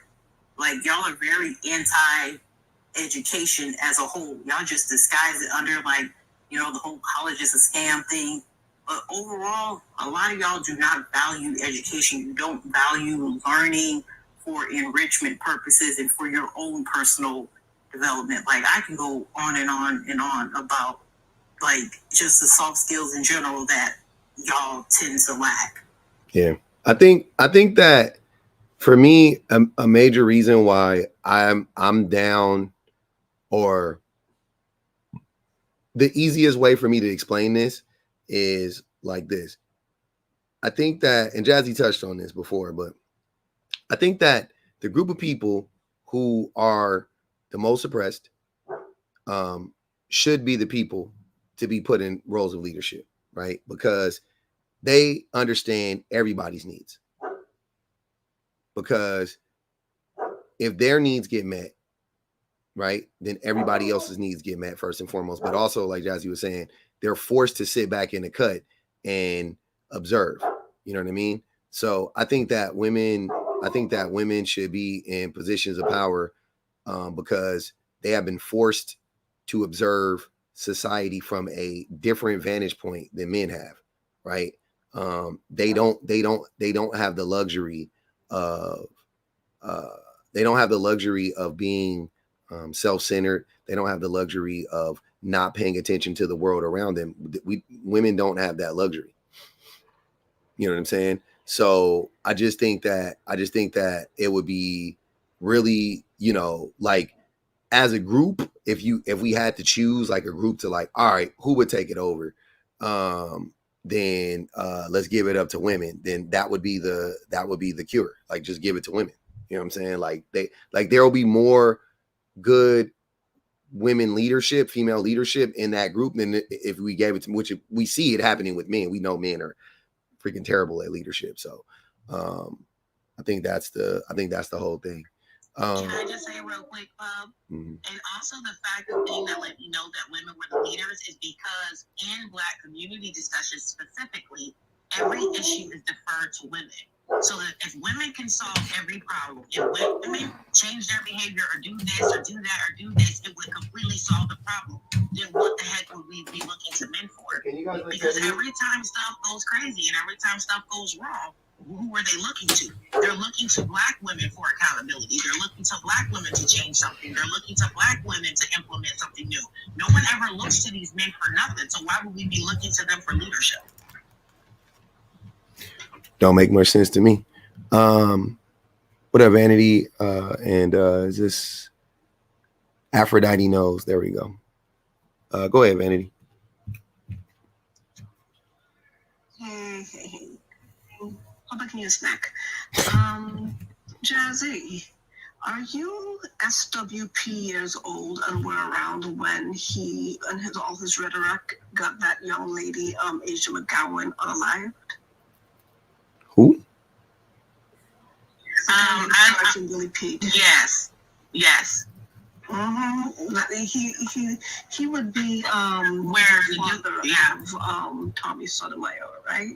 Yes. He's a white man, though. No. Sergeant Pete, you said? No, Sergeant Willie Pete. Oh, Sergeant Willie Pete. Okay, I didn't know. He got her harassed, stopped, then unalive. Yep. That's what that rhetoric does. Mm-hmm. And so when... Was he American? Yeah. He was American? Yeah. I never heard of this guy. What's kind of scary and iffy is that he's probably in the medical field because that's what he was studying to do. So... Yeah. How long ago was this? 2008, 9, 10, something. Yeah, this was a long time Yeah. ago. This is when the red pillion thing started. The beginning of it, like the beginning of Black Manosphere, the beginning of Black MGTOW. That's when this was. Merlot says, I'm here for Black women continuing to elevate. You are the true divinity. The world cannot hide this truth any longer. We see it all over the world. Okay, go ahead, Vanity. Yeah, so it's just like this kind of rhetoric and everything like that has been going on. I didn't see the thing that y'all were talking about with Saw and Cartel. I just been hearing snippets like here there. What was I reading? I don't know. Somewhere I saw snippets of you guys talking about it, but I haven't heard anything of that ilk. But yeah, it's like regular things for them.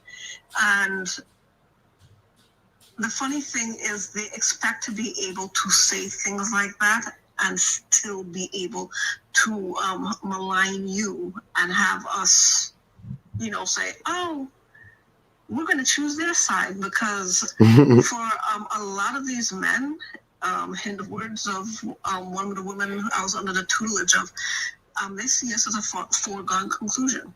They see Black women as a foregone conclusion, and therefore they expect to be as abusive as they want, to be as raggedy as they want, and still have us co-sign for them, put them up in places to live, protest for them, do all the things.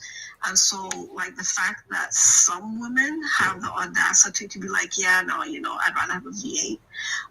They're kind of clutching their pearls and everything, and they're acting surprised because what was a foregone conclusion, because honestly, there was a time that no matter what they did, no matter what they said, there was somebody out there who's like, I will never turn my back on a black man.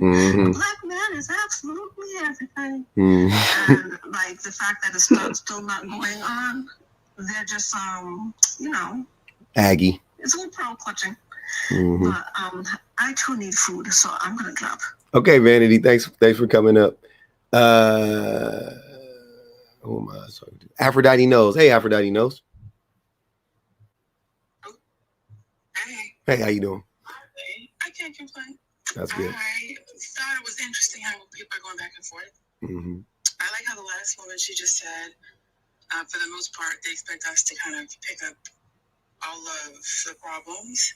And I think, women should have opportunities to lead based off of their level of capability. But I feel like giving any one group of people power is a recipe for corruption, because then it becomes tradition, and tradition becomes something you can't question. Just saying that we want, women to have power. Women are already empowered in the Black community. We know for the most part they make all the calls, they take care of everybody, and they have been suffering for it.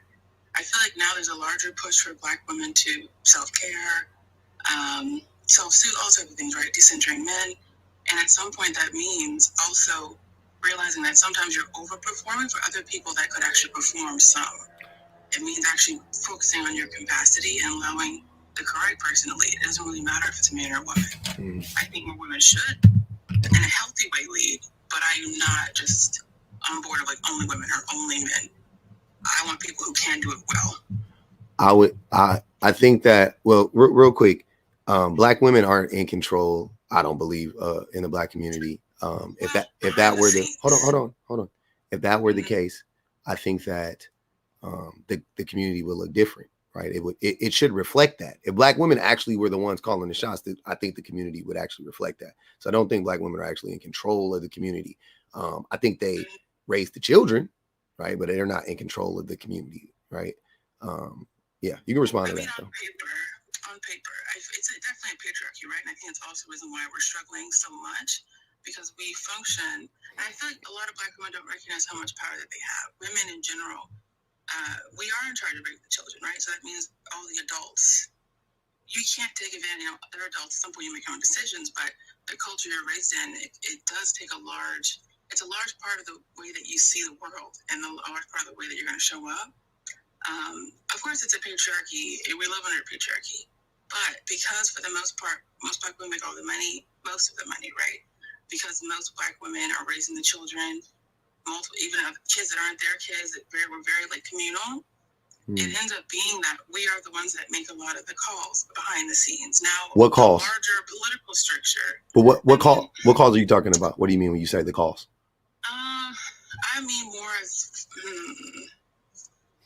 not going to be no one's going to really like this, but the calls as far as like the temperature, the way that individually people have to make decisions, but initially the way that we're raising, the way that we're showing our children how we live, the way that we're showing people how they treat us, that's how children have background in child development, that's how they start seeing how they should be treated, how they should treat others. So this is very, very, very, it's a very, very like it's a nuance. But what do you mean the call though? I don't get that. I still don't understand what you're talking about when you say that they make the call. Because okay, so let me tell you what I think. Yeah, let me tell you what I get from when the phrase they make the calls, or this group of people or these people make the call, right? So like I think like a mafia, and then I think like the Godfather, right? They're like, hey, I'm making the call. Hey, put the hit out. No, we're not messing with Paulie, whatever, right? How that's what I'm saying. So that's what you're saying, huh? I see what you're trying to say. Yeah. So it's okay. So there's different levels of power, right? There's outright power, and then there's soft power. Now I saw someone put like we do all the input, we do all the work, we don't get any input. But that at some point you don't have to necessarily say, I don't want to do this anymore. You just stop doing it. Just like now there's like a frenzy of like people like minting their incels. They won't ever get married, blah, blah, blah, blah, because of women's standards changing. It'll be gradual, but the soft power is you stop. You have to stop putting your energy into that. If you see that you're in a situation where you're not getting reciprocated, like no reciprocal energy, you just stop. Are you? To be a conversation. It almost sounds like you're making. It almost sounds like you're just saying that Black women need to choose better. No, of course not. Okay, it sounds like that though. But I'm trying to. Okay. Well, I mean, well, sure, I'll lean into it. At some point, it is your choices. But I mean, today, obviously, you just decided to do something isn't going to change what's been happening for 400 plus years, right? That's the obvious that I hope I don't have to say out loud. But yes, there are actual physical changes you have to do, but it has to start at some point. You deciding you want better, and you deciding I'm not going to put energy into this. I think they are trying to do top to bottom. I saw another one say they're trying to do top to bottom. It needs to be from bottom to top. And the bottom of every action is going to have to be you deciding. Now, I might have, this is my take on it. This is from what I can understand and from what I can,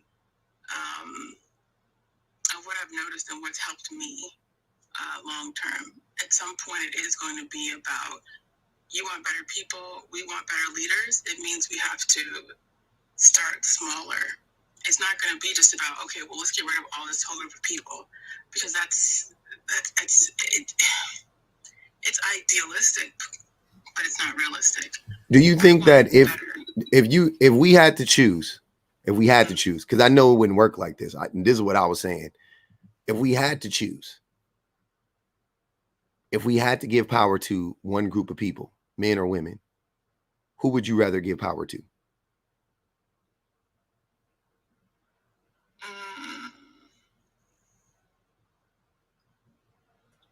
I'm not polarizing.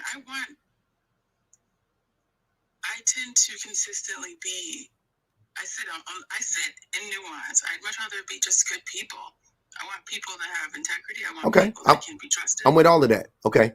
What group of people have more people in it that have integrity and that can be trusted and have empathy and so on and so forth? So if you're saying that you feel like women are in general more moral than men, I don't agree with that. Okay. I think in general it's about what human nature is for everybody. So you think what's happening now is human nature? I mean, I feel like what's happening now is, we're humans, right? We're allowing it to happen. We are, so yes. I don't feel as if, at one point slavery was legal, and it wasn't seen as anything wrong. It's that's what they are. But the slaves always thought that slavery was wrong, though. Well, of course, but that's the obvious. But of course, it didn't happen overnight. Boy, I'm so confused. You think, so this is what I'm saying. So you think that, I just want to make sure we got this all lined out so I don't miss anything. So you don't think that women are objectively better leaders than men are? Absolutely not. I don't think no. Okay. That's number one. You also think that women, Black women specifically, are the shot callers in the community, right? I feel like women in general are in charge of any community that they're in. And I feel like culturally Black women aren't raised to identify with how much power they have. So what group of people who are in control of a community are still being oppressed in that community?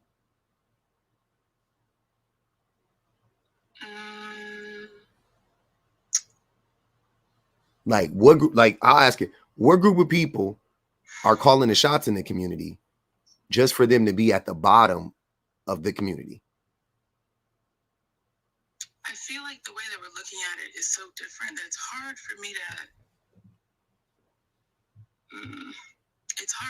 actually, and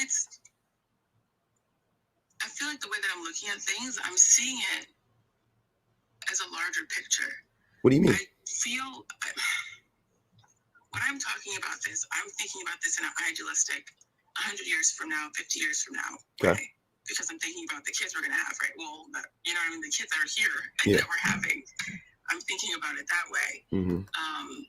It's not so much that the facts are there, but you need to also use your, somewhat of your. But can you answer that question though? Because I don't feel like you're answering the question.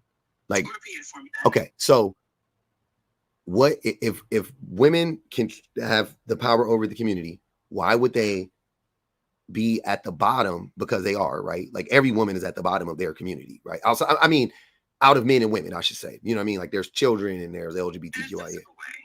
Yeah, well, physical, they don't have a choice, right? But I'm talking about like. Yeah, that's the obvious. Yeah, that's what I'm saying. So I'm not talking about physical. If that were the case, well, then what I'm saying, at that point, we're talking about a lack of information. We're talking about over generations, there's been a strategic input or output of lack of history, lack of information. I feel like it starts from everyone omitting information because over time, like you're saying, now women are not equal they're equal in law now, but for a long time they're not equal. They're not equal in law now, even now. In the U.S., now of course on paper. No, in the U.S. on paper they're not. In the U.S. on paper, women still aren't equal to men. In what way? They don't have bodily autonomy. They don't have control over their reproductive organs.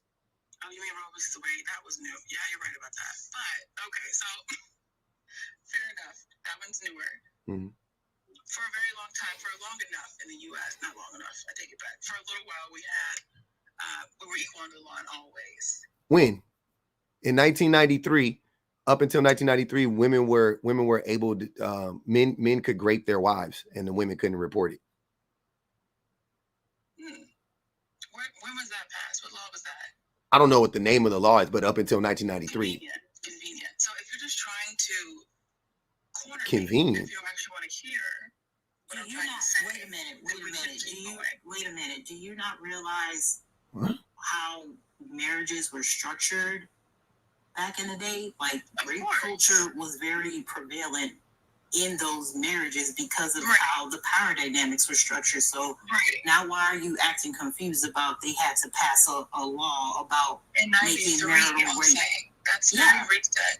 Yeah, that's very recent. I was born in 91. That was very recent. If he's wanting to bring it up and I don't know anything about it, I'm curious. Even after this conversation, I want to go and see so that in the next conversations I have, which I doubt this will be the last one in general in my life as a woman, I want to be aware of it. Yeah, no, I'm just saying though that those are two big examples that I could think of off the top of my head, and I'm sure there's a lot of little ones, like smaller in between. So even on paper, the point is on paper, women still aren't equal to men. That's on paper, and then if we actually peel it back a little, because you said you lived in nuance, right? So let's live in the nuance. Women don't get paid as much as men. Women pay more for all, most of their products that, you know what I mean? The pink tax and all of that stuff. Nothing is really made for women, right? Women unalive, driving cars. Women, the medication isn't made for women. Like, where are women? I feel like this is too much of a negative take on women for me. I don't appreciate it. I understand that this is what your perspective is. Oh, he's so handsome, but I don't agree. I don't agree with the more victim side of it. I'm not saying that there aren't very obvious injustices happening in women now, later, and probably in the future. But what I'm speaking of is, not in general, we can. There are enough loopholes for us to actually get to a point where we can get even more freedoms. Is what I'm saying. That's all. Just like at one point, Black people couldn't be equal under the law. We found loopholes. We pushed. That's kind of it. If we don't have what we want now, then we're going to have to consistently look at what we have, see what we want, and go get it. And women have enough power, even with the foolishness and ignorance that will be pervasive in our culture because it's where we are. That's how I am, and that's how I think. But if this chat is more about wanting to just this is like a venting type of chat where we're talking about all the things that are negative and XYZ and XYZ. Well, fine. I think that's just for men, but just for women. I want to live in a community that's a little bit more, when we're worried about. I think actual quality. I think that, to me, it's regardless of the community you want to live in. I think that the way you want to go about it is you think that if we don't talk about it and if we're not honest about it, then it's just going to change.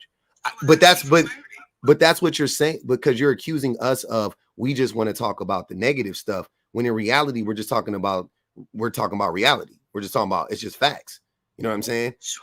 You're living in an idealistic world. You're saying stuff that is not quantifiable. Where are the solutions? Where are the solutions that don't alienate another? Hold on, wait. The population. So how are you asking for solutions when you don't even know what the problem is?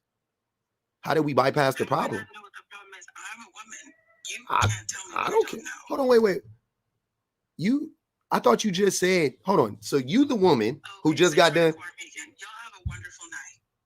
Oh, okay. The woman that just got done telling me that men and women are the same. Now all of a sudden she wants to weaponize her womanhood to be like, I'm a woman, I know more than you about something. Interesting. She just like, how you sit here saying you know so much, but you didn't know anything about the law being passed in 1993 for marital essay to be illegal. Or, you know what, that's fine. Like, you overturning Roe v. Wade that just happened 2 years ago. Yeah, like most people don't know. And I want her to stay up here because it's like, I need you to stop dancing. She never answered any of my questions, by the way. That's what I'm saying. I'm like, not one of them. I was finna answer it for her. She wants men in power. Like, here's the thing. And then she contradicted herself in the same sentence, because you're saying that women in the community, we're the leaders, but then you also say women aren't capable of being in leadership roles. So is it what you want, or is it what you want? Like, what are we doing here? Let me read these super chats, y'all. Bonji Baby said, you ain't never seen the CEO of Publix blame the people at the checkout counter for their mess ups. Good leaders take all the blame and very little credit. Absolutely. Miss Poetrix, shout out Miss Poetrix. She said, well, we've been so race loyal to black men for so long. They still expect us to be pick-me's and mammy, no matter how badly they disparage us. We's tired. Now, she said we're tired, but she should have said we tired. Lyd said, I dated a guy who refused to have supervised visits with his kids at least once a year. Kid lived out of the state. Didn't even want to show up consistently to lead. Leaders show up despite the challenges. Absolutely. What up, John? Hey, man, how you doing? I'm good, brother. I was just coming up here because, I just wanted to talk about how, sometimes you do get a good man that want to support a sister. Like, I want to support my girl Vanity, and we have a connection where, we make a 666 out there, part of my secret society of TikTok group. And then there are other women that come out of nowhere that would throw a penny on it and mess up what I did to spend that $600 for this sister. And I went ahead and out my hard-earned money to support her. And then Nava gonna come up there and do that penny thing. I could have just left and went away, but I waited. I waited my turn as a productive man to just show I would have that patience. I respect that. Come up here. That's leadership. That's leadership. Yeah. So let's not break down the foundation that we need to build, to have these women stand up on the shoulders that I am setting up for them, that people like you, myself, setting up for it. So let's not have that penny knock out my 666 and turn to a 667. Because what is 666? If you flip it upside down, it's just 999. So I got you, Vanity. I understand you and I know each other like that. But when those pennies come, remember, if you throw a penny at me on the stage, that penny coming right back at you off the stage. That's all I got to say. Thank you. Fair enough, man. All right, John. What up? What up, No? Hold on, let's unmute No. Oh my God, man. Hey, let's get up over 200,000 likes, y'all. Come on, we can do it. We right there. No, what's good, man? I sent you the invite to unmute her. I'll send it one more time for you. There you go. Oh, he got them red bars. Do y'all ever be having service? Do you guys have service more or less than not having service? Because it seems like y'all don't never have service. I'm on the road, man, so I might be going through got it. Mm-hmm.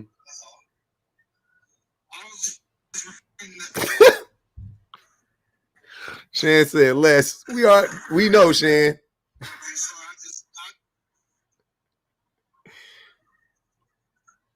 was just reading the banner. So, I kind of came in the middle of Hey, you know what I want to wait? Hold on, no. You know what I want to invent? I want to invent like a black GPS that talk to us like how black people talk to you, and like tell you like one time like your exit coming up, and then like when you pass it up, they gonna say like, "Hey, where you going?" And then I really want that in my life, man. Oh, okay. Where you going? Which way you going?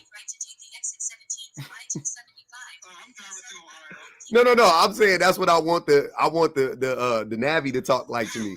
I want it because that's what I'm used to hearing in my because that's how my internal navigation talks to myself. Right? That's how I talk to myself. So, but go ahead. I'm listening. I'm sorry. Go ahead. Okay, so I'm just reading the banner and like she combative. Is it time for women to lead? Am I reading that right? Yeah, it said, isn't it time for women to lead? Lead what? That's what I'm asking. The community? Yeah. They've been leading the community. No, they haven't. How so? How not? What? With the government? No. Yeah, they've been working with the government real well. I think white men and black women work well together. Then why did they get divorced the most? Who? Black women, white women, and black men. Oh wait, who'd you say? You said black women. White men and black women work well together. Oh, I think they do too when they get married. I like them. It's cute couples. But no, not just marriage. I'm talking about business and everything. I think I think the white team woman should be eliminated from the whole conversation. I think what you're missing is black women work well with everybody but black men. Yeah, they work well with everybody except the men that's supposed to be leading. You're right. So you don't. So and black and wait, I got one more thing to add to you. And black men work terribly with everybody. I think so. Black men, because they think like women. Yeah, you're right. You just confusing yourself. Black women work better with every other. Hold on, no. Black women work better with every other group of people.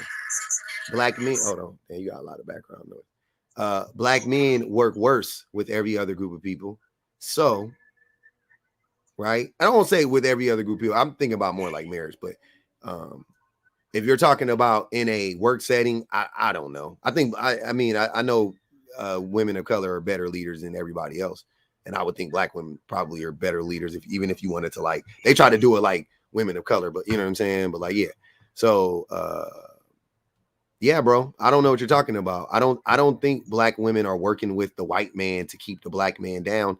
That's what you're alluding to. That is literally what you're alluding to. You said white women and you said white men and black women have combined to run our communities. I know. To do what? To do what? Work well together in what capacity? To uplift black women, yeah. Didn't you see the corporations, how they invested in black women, all the billionaires and stuff like that? And what does that have to do? Why won't, if that's the case, then what's stopping black men from working well with white men? We ain't supposed to work with white team men. What do you mean? Why not? We can't even work together. So trust me, I ain't capable for black men. I think black men are at the bottom where we belong. So at some point, it's gonna, What if I told you the reason why they are giving that attention to black women is because black women are just outperforming everybody, and it's just a prudent practice of business. I'm not seeing it though. Where's it at though? What do you mean you're not seeing it? Where can I go and look and say, yeah, that black woman is outperforming everybody? I'm not. That's a weird question. What do you mean? No, I'm saying it should be a place where I can go and see it. Is it in college? Well, yeah, they're doing it in college. But, you know, I just disagree, man. Of course you disagree. Because you have this weird approach of like you're trying to like blame black women for something that isn't their fault, and you're trying to act like they're like the bad guys, or they're a part of the problem because they're quote unquote working with the white man, which is another weird take. How did they jump? Black men are the gatekeepers to white men. Black women can't really They are. Yeah, in every community, the man is. I'm saying. So if white men are at the top of the patriarchy and everybody has to go to the white man to get whatever resources we need, there are steps, right? There's a chain of command. In no community are the women higher than the men in any community. In the white community, the men are higher. In the black community, in the Asian community, the Asian women have to go through the Asian man. In the Latino community, the Latino women have to go through the Latino men. In the black community, the black women have to go through the black men. Period, point blank. The black men, huh? Okay. I believe in facts. Yeah, I don't have to believe in something. That's a fact. When the police come to the black house, oh shit, they speaking to the black woman. Oh shit, here you go making up random weird shit, sticking to the black woman. Why are the police getting called to your house, sir? For anything, it'd be, you know, just a the police have never been called to my house. The police have never been called to my house with my wife ever. What are you talking about? No, I'm saying in general. Just like in general, what are you talking about? Why are you going to this weird talking point of black women and the police? Are you trying to say black women weaponize the police against black men? I think they understand that the police is on their side for the most part. So the police are on. Let me ask you once again: in what community do men favor women? Let's just start there. In what community do women have more power than men? In what community do the white men value the women more than they value the men, aside from black people? In what community is that the case? Because you think it's black women, but it's not. I'm not understanding. Exactly. And it remains the same in the black community as well. The black, it is true, bro. It is. We are the anomaly. We're not. That's why black men are so violent. Nobody listens to them. No, that's not why black men are violent. And they gotta resort to the violence, man, because nobody hear them. You know, we don't exist in politics unless we talk to prison reform or, you know, trying to, what else they talk to us about? Weed laws and all that. What'd you say, Dimitri? I said I'm black and I ain't violent. I don't know about that. He just saying stuff, but he said black men are violent because we not listened to. Black men. The ones that are. I didn't say you were. So why are white men violent? For the same reason. I mean, they don't have nobody to turn to. White men don't have anybody to turn to. No, they under the same system. Do you not recognize that? Who get unalive by the police more? Look at the stats, man. Per capita or overall? Just overall in general. I don't know per capita. Yeah. So I look at the raw numbers. That's a stupid way to look at it. No, it's not. Yeah, it is. Because what percentage of the country is white? No clue. 70%. About 65% is white, right? What percentage of police unalivings of citizens are white people? I don't know the percentage. About 40%. So they're underrepresented. I think it's like 45% if I'm not mistaken. I could be wrong. Y'all can check that. It ain't 60. It's not 60%. It's not it. The numbers aren't a 1-to-1. I know that. What percentage of black people? What percentage of this country is made up of black people? Roughly. 13. Allegedly 13. About 13%. Let's say 15. I think it's a larger percentage. Okay, let's round up. Let's go to like 20-some%. Okay. Yeah. Let's go to 15%. Let's say that is 15%. Fuck it, I'll give you 20%. what percentage of police brutalities, what percentage of police unalivings are perpetrated against black people? Is it more or less than 20% of the police unalivings? I would say less. No, it's more. It's more. No, I don't think it's more. It is more. It's more. What's the percentage? It's almost the same amount as white people. Okay. It's really close. It's like 30-something%, bro. It's high. Yeah, bro. Y'all not, so you don't really, I don't think you really have a point, and I think you're trying to throw shade on black women. I'm not. You are. But hey man, you know what? Ashley said, use your time in that truck to read audiobooks. That's a fact. Definitely. They're in the truck or they're in your phone? No, I'm not in the truck. Yeah. Oh. Go ahead, Dimitri. Gotcha. So it's like, honestly, I do believe that males should still be leaders. I feel we need to be more balanced. The reason why is because it's like the more women have to lead, the less they can be in their femininity, which is what they excel at. Like men and women, we both like. What is femininity? You know, like being a nurturer, provider, being the first teacher. Like how can she be the nurse? How can she be like a nurturer, a teacher, kind of person, and be a leader at the same time? Because it's like it's two different like skill sets. You see what I'm saying? Do leaders not need to teach? I mean, they do. Okay, so that actually goes in line with being a good leader. Name some other things that are attached to femininity. Provider wouldn't be attached to femininity, typically. But name another characteristic. I'll say, being understanding, nurturing, kind. You said that. Soft, feminine. Soft isn't a thing. Okay, so nurturing, caring, and a good teacher. Those attributes are not good in leadership. Those aren't good qualities to have in a leader. I mean, it is, but it's like, but do women as a whole want to be leaders, or do they want to be led by people who are competent and won't abuse their power? That's the real question. No, the real question is, why are men so obsessed with leadership when they're so terrible at it? You're right. Women don't want to be leaders. They don't want to be leaders because they understand what leadership actually is about, because they're actually leaders. They're really good leaders. And they get what it's about.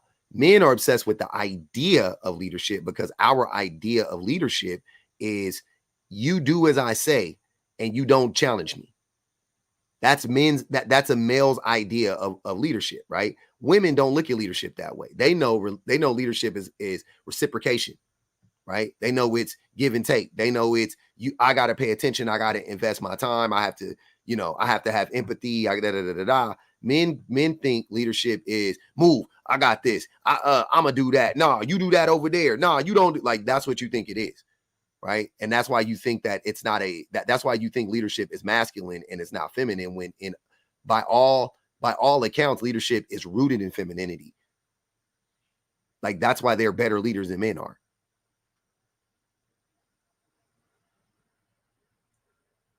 Do you think they naturally just better leaders than men? Look, man, I haven't read this study yet, but I heard this doctor talking about this. He's talking about the frontal lobes of women and how they're more set up for leadership. And I want to look that study up, but I'm not going to say that women are naturally. I've been going with that they're conditioned to be better leaders, but either way, they're better leaders. I think it's based off of the person. Like, yes, some women are better leaders than men. Some men are better leaders than women. Because it's like, I think it's based off of the person and their characteristics. Because it's like, some men are terrible leaders because, like, they just one-sided. They're not balanced in their viewpoint. Yeah. And that's what. And then on top of that, the reason why men are bad leaders for the most part is because, like, women don't get the same opportunity to become leaders. And when somebody has absolute power, that corrupts absolutely. Because like in reverse, and women was the leaders completely all the time. We'll be saying, damn, these women are horrible leaders because it wouldn't be no balance to it. You kind of see what I'm saying? No, like I don't think that that's true. I don't think that that's true. I do actually think that we wouldn't say that about women because women wouldn't abuse their power by and large. Other women would stop women from abusing their power. Like men wouldn't even need to step up. Other women would be like, no, we're not doing that. You know what I'm saying? Also, I think there's also this like misconception that y'all associate leadership with power, and it's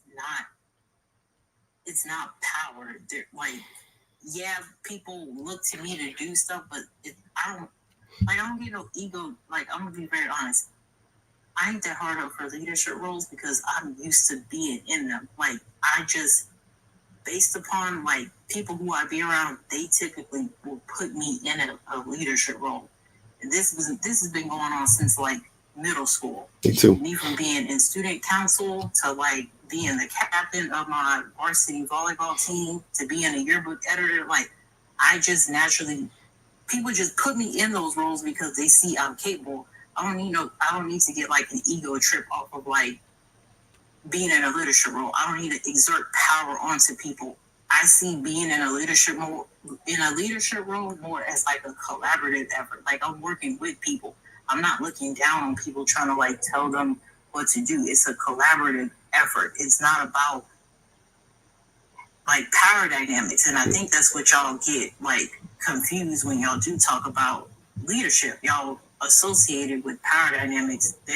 True leadership does not have any sort of power dynamics involved in it. It's very much like I just said when I was talking about soft skills with leaders. One of the main ones is teamwork. It doesn't mention anything about power or dictatorship or nothing. It says teamwork. It talks about working together, building relationships with people. And who is better at teamwork, Dimitri? Men or women?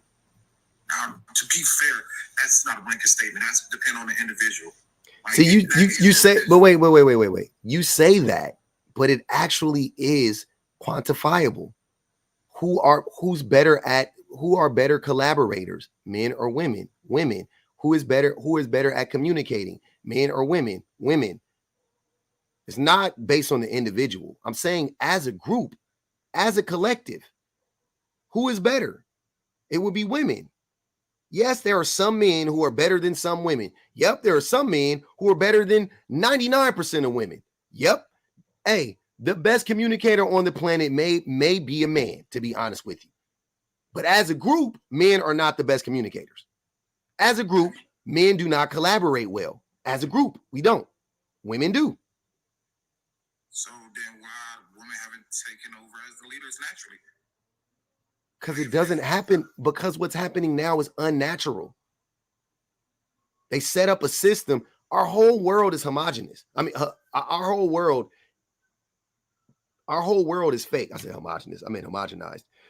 But our whole world is fake. Right? All this shit is fake. Nothing is functions the way it's supposed to function. Right? Our economy in America is built on death. Right? And consumption. That's not natural. Nowhere in nature is that natural. There are very few things that operate that way, right? That operate that way. Locusts operate that way, right? That's the only animal I could think of that operates that way. I'm sure there's other animals that operate that way, but like they just consume until there's nothing left. That's their job, right? But other animals work within their, environment. Men don't. We destroy our environment to build artificial stuff that causes the destruction of the environment further. And we do all of this so that a small group of people can benefit from it. Because I don't benefit from it and you don't benefit from it. But women don't think like that. Do they do that individually? Do they do not individually? Do they do that? Like, does your mom get down like that? Do our aunties act like that? Do the women at work like? No, I don't see it in any large group of women. I don't see any large group of women acting like that. So yeah, I'm all for women being leaders. And personally, Dimitri, I don't believe in femininity or masculinity for the kind of like, because they don't mean anything. It's arbitrary shit. You just make up when if I ask you If I ask you tomorrow, what is femininity, you would give me 3 different answers. You know what I'm saying? It's not a real thing. What's masculinity? Oh, it's protector, provider. It's the same bullshit. And it ain't even, it's not even accurate. You know what I'm saying? The things that men say about men, like what makes a man masculine, it's not even accurate about men. Like most men don't even have those qualities, which wouldn't make it. If you think about it, if most men don't have those qualities, isn't that the issue with most men? Because if you think about it, like when you look at like some of the definition of being like a masculine man, it's sacrificing for the greater good of the community. No, it's not. No, it's not. You just made that up. That's how you feel about it. The definition of masculinity are characteristics or traits that can commonly be attributed to men. Yeah, but if you're gonna be a leader, you gotta be able to sacrifice for the group. Like literally every good leader. I didn't say wait. Don't glance past that. What you just said before that is in the definition of masculinity, and it is not. That's what I'm trying to tell you. The thing that you just described, the attribute that you just described, it's not. It's not. And who sacrifices more than women? You think men sacrifice more than women for the group? Fuck out of here. Now, if we was living in a perfect world, they should. They should, since women, they're the first teachers and they're the ones who bring life in the world. So if you think about it, men supposed to sacrifice more for the community so that women can have a better life. If you think about it, how can you sacrifice more when you just said 2 things that it's almost men can't give birth, so women automatically sacrifice more than men? You literally just like what? Women give birth. How can men ever sacrifice more than women when women put their lives on the line, literally to procreate, to keep the human species alive? I mean, I could guess by making sure that during the birth, prior to the birth, and after the birth, that she have an easier life. But that wouldn't be sacrificing though. How you don't need to sacrifice to do that. What do you need to sacrifice to do that? I mean, in today's economy, like how expensive everything is, like your time, your body, your mental health, like. But you got to do that already, Dimitri. I mean, okay, like, is that a bad thing to do though? I'm saying you're not. If you already are going to have to work, you saying, well, this is me sacrificing, so you're not sacrificing shit. You was gonna have to work with or without that woman.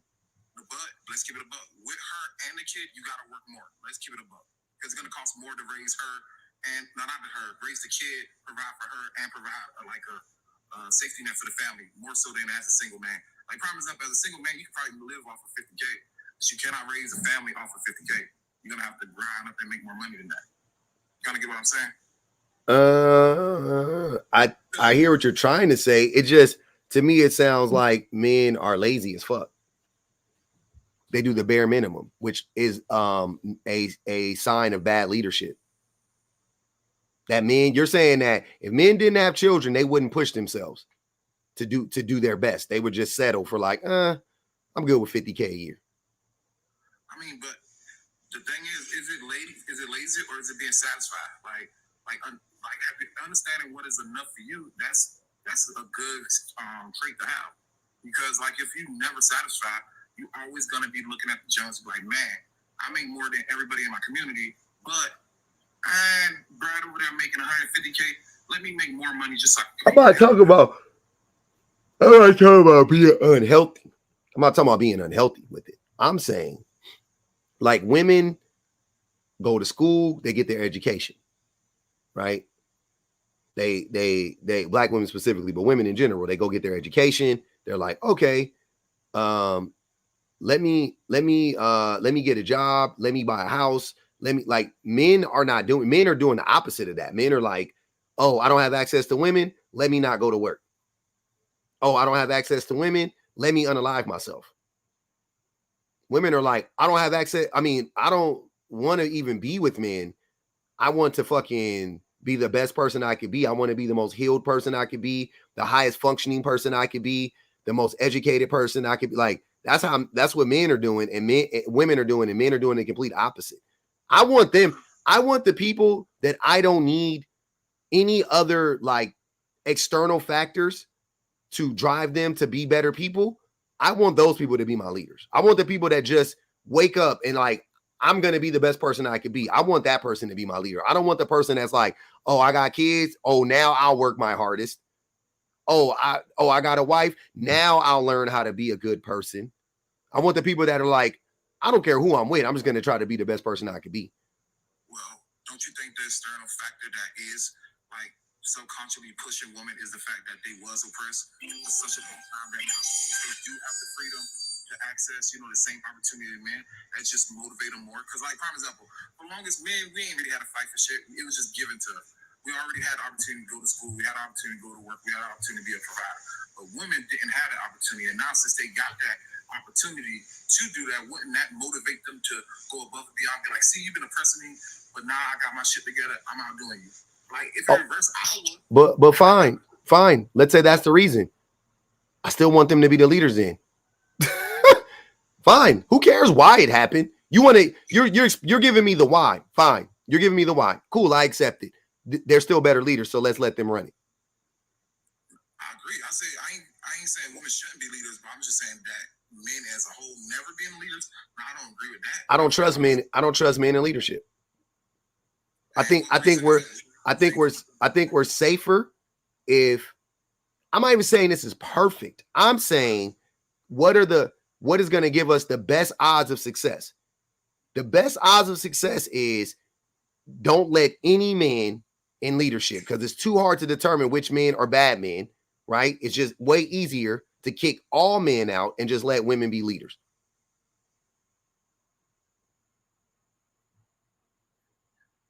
Okay.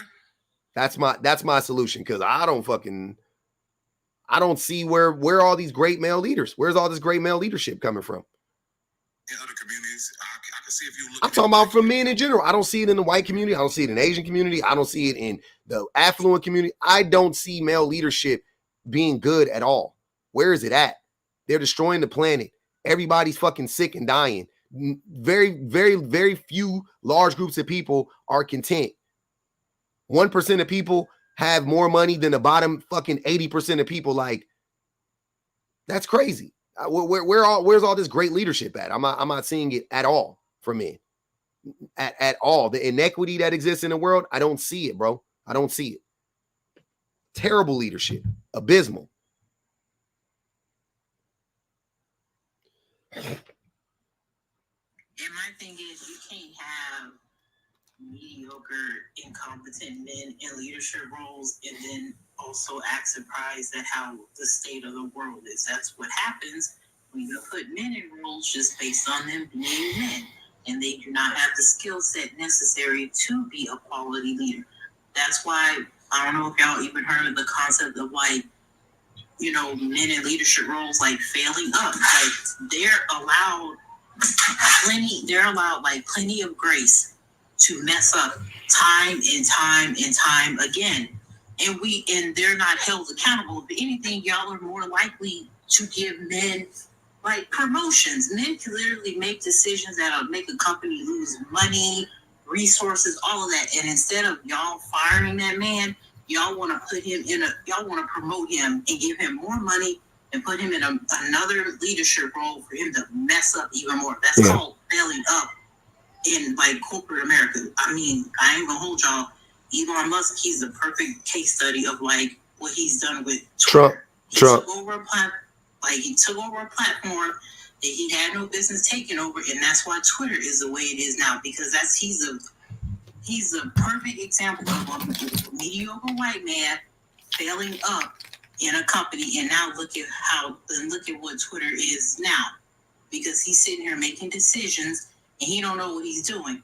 And then on top of that, that's where that whole glass cliff theory thing comes in, where, like, men be messing up in leadership roles. So y'all try to bring women in, and then you don't prepare them for success, and then they end up getting fired, and you use women as scapegoats to try to promote this bias that women aren't capable of being leaders, when, like, y'all are relying on women to come in and clean up a dumpster fire that they didn't create in the first place. It was a man that messed everything up. Yep. They do that in sports all the time with black coaches too. Like, it'll be like a trash ass team, and then they'll, like, hire, like, the next hire is like a black coach, and then you're like, You know, you want to be happy, but you like, you know, ain't no way this motherfucker, you know what I'm saying? Like, there ain't no way he's going to succeed. And then and then sure enough, you know what I'm saying? After 1 or 2 seasons, when a black coach fails, they go, see, that's why you can't hire a black coach. And then for the fucking jobs where it's like you walk in and all the talent is there, black coaches don't get those opportunities. It's crazy. Can I say one last thing, then I'll bounce real quick? Okay, go ahead. On your point about men destroying the world. Like, honestly, I don't think that's a male thing. That's more of like just a human thing, because what's destroying the world is just the technology we created. And like a lot of this technology we created was both created by men and women. Like, prime example, the AC, that's destroying the world. Like, just because women get in leadership, are we mysteriously going to stop using ACs, air freshener, and everything that's destroying the planet? Blaming women for. No, I say humans. I know. I'm saying trying to. You can say that same thing about black people.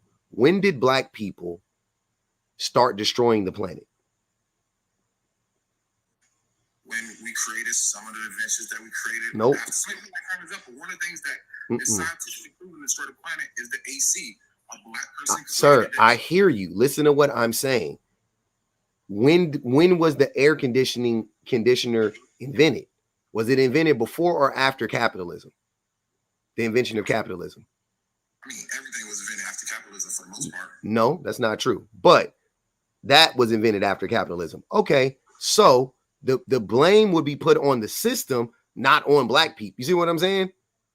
Like, that doesn't make sense, because they could have, when they made air conditioning, right? There is a way for us to have air conditioning and it not destroy the planet. But the capitalists don't want to invest in that. Right? It's like some of the stuff, it's just like some of the stuff we enjoy, I think it's just like too harmful, and there's no like solution to it. Like, for example, cars. Like, what clean way can we have a car? The electric car mess up the planet. Combustion car mess up the planet. It's like, we don't need cars though. I mean, bro. Everybody doesn't need a car. Like, cars can exist and then be not a net negative on the planet. You know what I'm saying? Like, everybody doesn't need a car, but they set up the cities in such a way that everybody does need a car. We can have trains. We can have fucking trams going across the sky. We got all types of shit. All types of shit. I live in New York City. You don't need a car. You can get by with MTA, bus, train, Amtrak, walking, LIRR, walking, crossing, biking. Biking. We have a bunch of bikes everywhere, as the eye can see. So you don't need a car. You can set cities up in that way. There are walkable cities in America. It's a known thing. You can set the city up in that way, and then people won't need a car. Right, because of environmental racism, a lot of times black people, we suffer the most. So you walk outside your neighborhood, there's a lot of construction going on. There's highways, roadways, expressways, etc. You more than likely live in an area that experiences environmental racism. Dang, my ass do need to walk, but I don't want to. But I get what you're saying, though. They say you just sit here in front. My big bad guys do not want to walk. I'll be right back, y'all. You can go, Javon. Yeah, so what's up? What's up, public? So I just wanted to make it, I was in here earlier when you was cooking up Mello, and I wanted to make it clear to Mello that black women exceeded expectations when it pertains to leading in education, when as far as them getting their bachelor's, professionals, and PH or PsyDs. So, like, for instance, according to AAWU.org, black women at I believe 75% are getting their professional degrees, and at 65.4% are getting their bachelor's degrees and graduating. Whereas black men, we only represent, and this is for black men who are over the age of 25 and older. So this doesn't represent black men under 25, like from 18 to 25. So this statistic is only for men who are my age and older, or 25 and up. We only represent about 21 to 22% of higher ed, meaning that we represent a small population, right? Also, when it pertains to other statistics, women who are married, who are between the ages of 45 to, I believe, 60 or 54, after we look the statistic, are the breadwinners in their relationship. And these are married women with no children. And a lot of times, and as the time goes on, there are fewer and fewer men who are the breadwinners of their relationship. It's more so the women are becoming the breadwinners of the relationship, and these are married women that are the breadwinners. There's nothing wrong with a woman being a breadwinner. It's just the fact that a lot of men won't concede to the point of being better. Like y'all, both of y'all can earn the same amount of money. It's just that a lot of men are they're so in tune with competition, and they're quick to compete with a woman. That's what previous research says. I asked you in the comment section, what was the title of the article that you was reading off of? I have the article that I'm reading off of right now. So if you would like to come back in the box so that we can have the conversation, I would love to. Because I don't know what source you read off of, but what I'm reading off of right here is that there are women between the ages of 50 up towards 60, 70 years old that are in marriages with no children, and they are the breadwinners of their relationship. There's nothing. Oh, he got dropped. Okay, so there's nothing wrong with that, by the way. Like, I want to make that clear. But for a lot of men, they feel like that's demasculizing because women are earning more money. No, just the same shit that y'all tell women. Like, go and get a better job, get a fucking better job, go back to school, get higher education. Be around, surround yourself with other men that promote this kind of stuff to better yourself.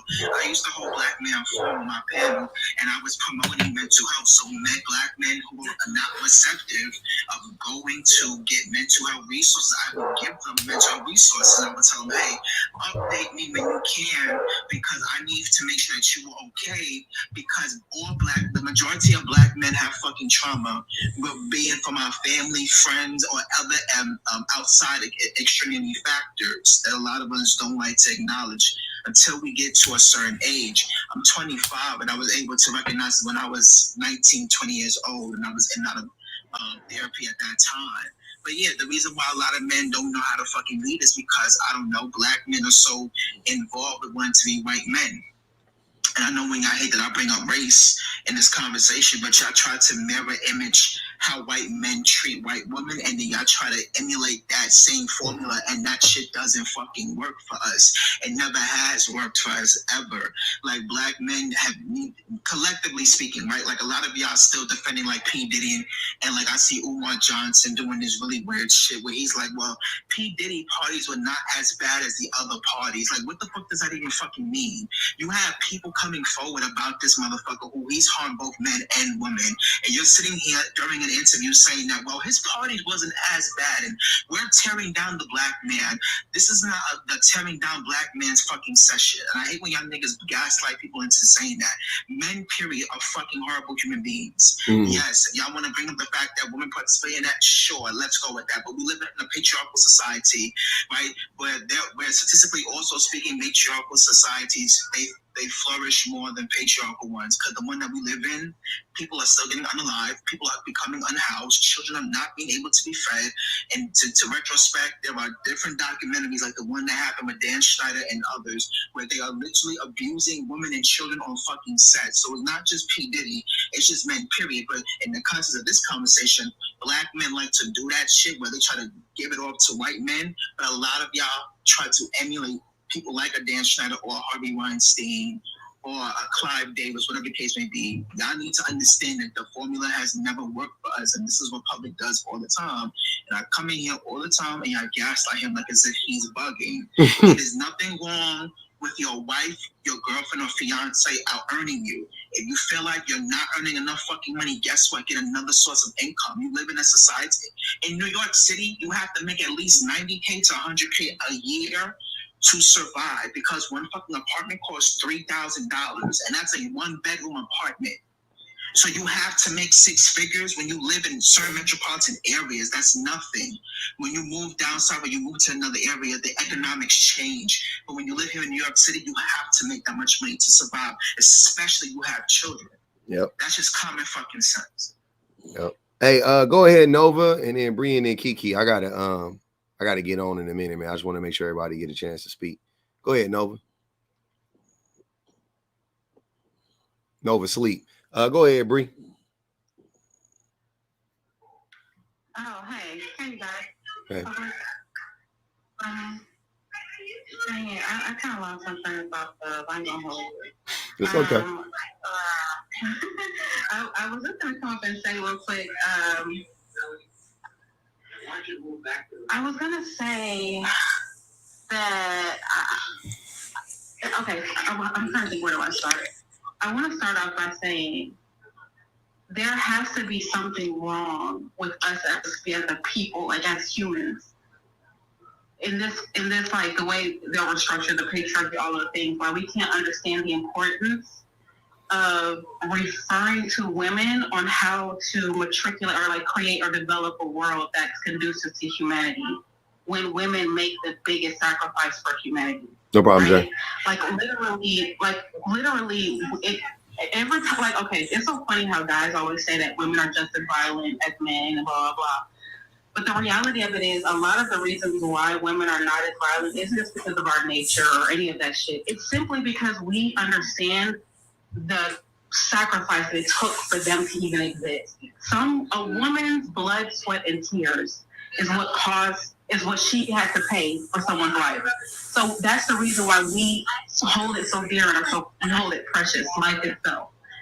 And so when you think of it that way, wouldn't it make sense that men will refer to women on how to structure a society if women understand life, because we're the ones who make the biggest sacrifice? In other words, like, we make the biggest investment. Does that make sense what I'm saying? Mm-hmm.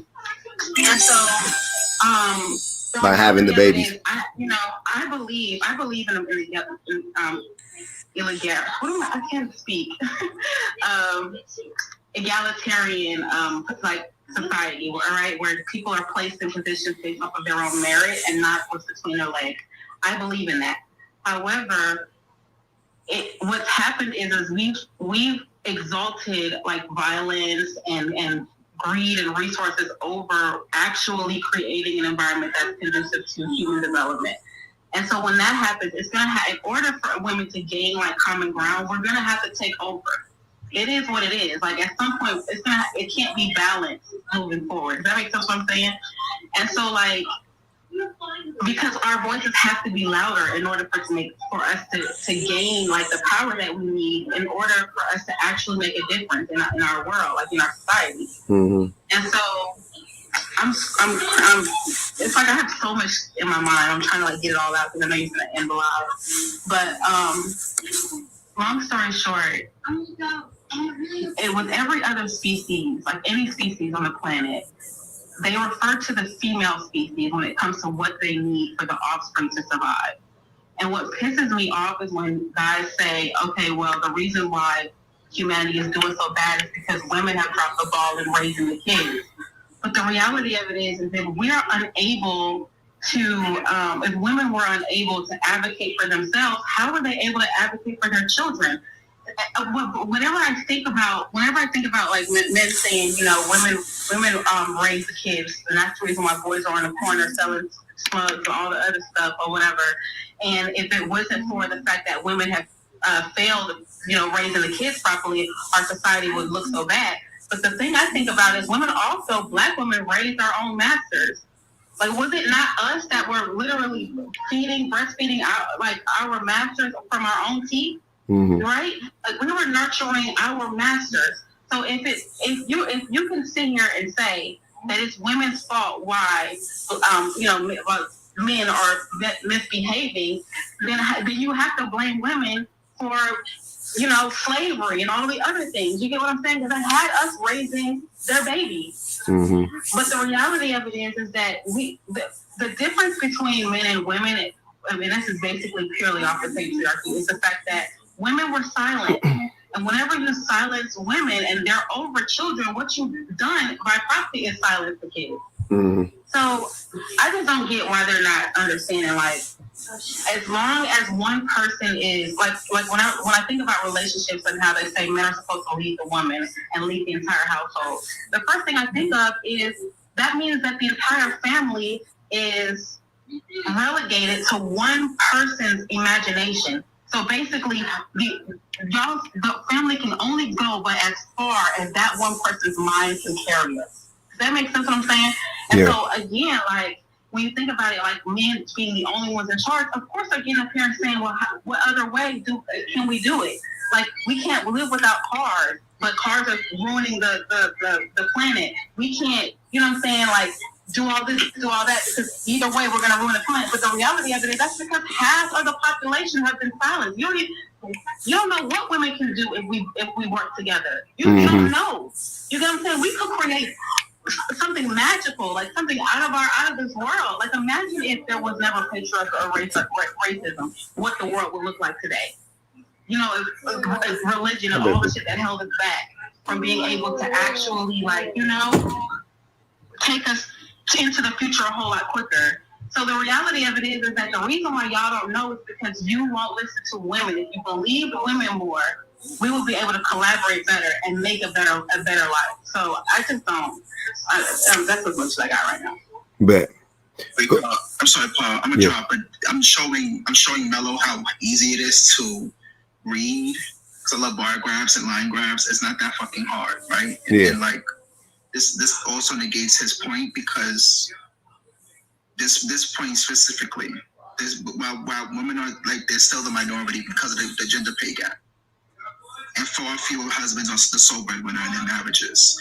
Why is it so fucking hard for y'all to conceptualize numbers? And also, this another source, that Black women are the most educated right here. These are the numbers. 71.5% master's degrees and 65.9% of doctoral, medical, and dental degrees. They're earning a lot of fucking money.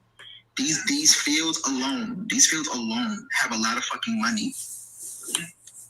I'm gonna drop. Thank you. I appreciate y'all for having me. Thanks, Javon. Dumb fucks. And then real quick, I'll even co-sign what he was saying, because Mello can go he can go Google this, the Institute for Women's Policy Research.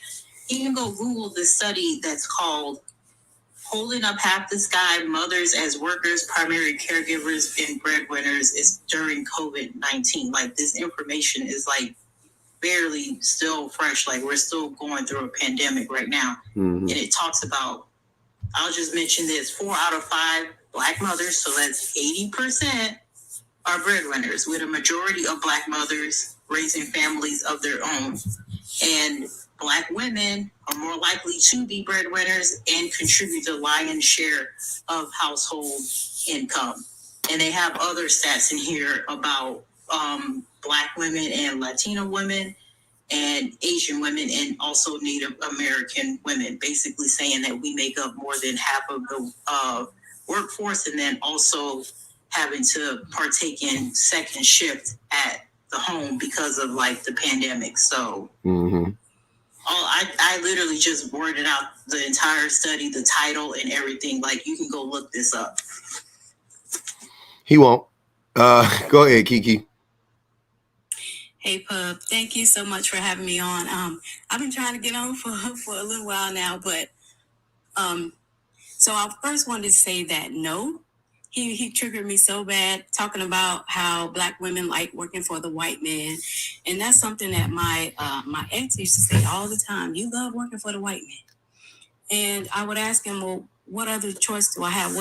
What can I do? Do I need to depend on you because you sure not doing nothing for me? Who and next time, if he said it to you, who starts more businesses, Black men or Black women? Black women, of course. So how that's crazy. Okay, go ahead. Right, but that's what he would say. He would say, well, you need to start your own business.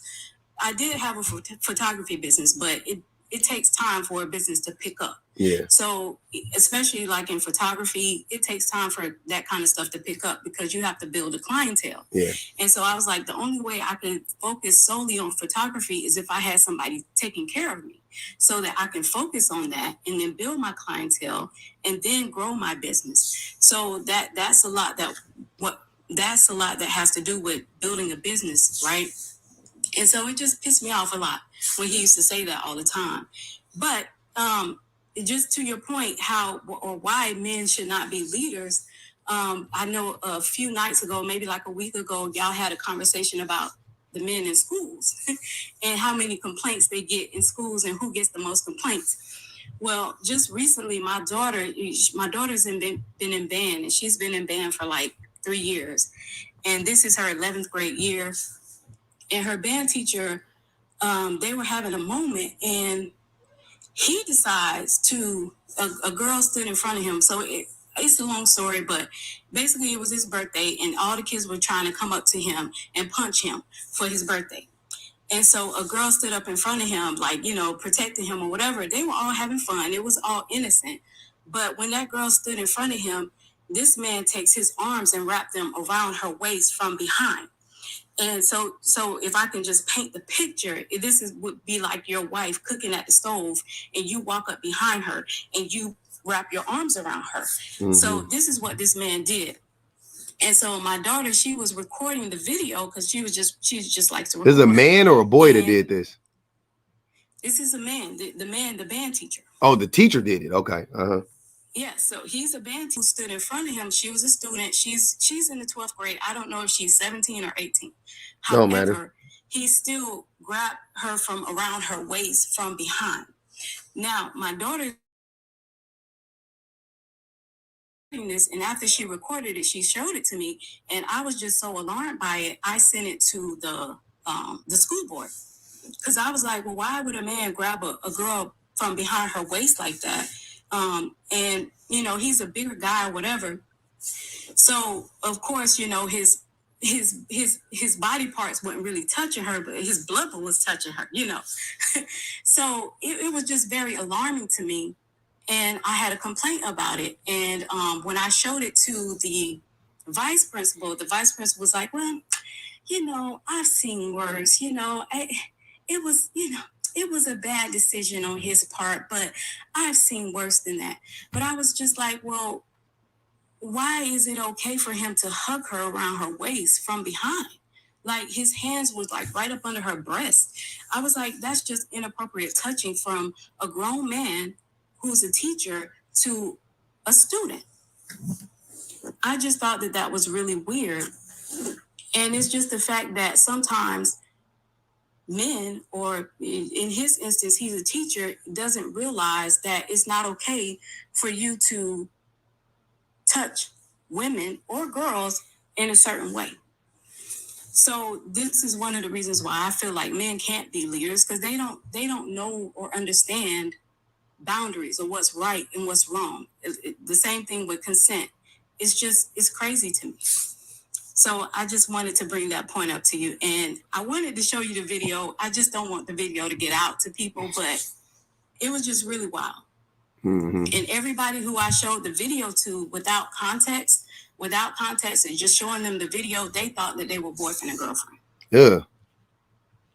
You know, so it was just that kind of wild of a situation. So my daughter, she eventually just left band, and she went through a lot because the kids were blaming her, because they did remove him for a little while, like maybe like 2 weeks, but they brought him back. And they brought him back, and they was like, well, yeah, you know, we know he's not supposed to touch her like that, blah, blah, blah, but okay, whatever. You know, and I just feel like, in a sense, our girls are really not protected, especially when they're young like that and they don't understand. A man is not supposed to touch you like that. I would be very alarmed if a man just walked up behind me and touched and grabbed my waist like that. I would be very alarmed. Yep. But that's all I have to say. Thank you. No problem. I appreciate you, Kiki. Hey, man. I appreciate everybody coming up. We almost made it to the 3rd hour. Your boy, I'm done. I'm cooked and whooped. I'm tired as hell. We did it, Joe. Look at that, right on time. Appreciate y'all, man. Let me shout out everybody that hit the super chat. Maud, Salt, Bonji Baby, Preppy Love, Osa, Jubilee, Reese Skyla, Anthony, Merlot. It would be Merlot, yeah, right? Because that's how you would spell Merlot.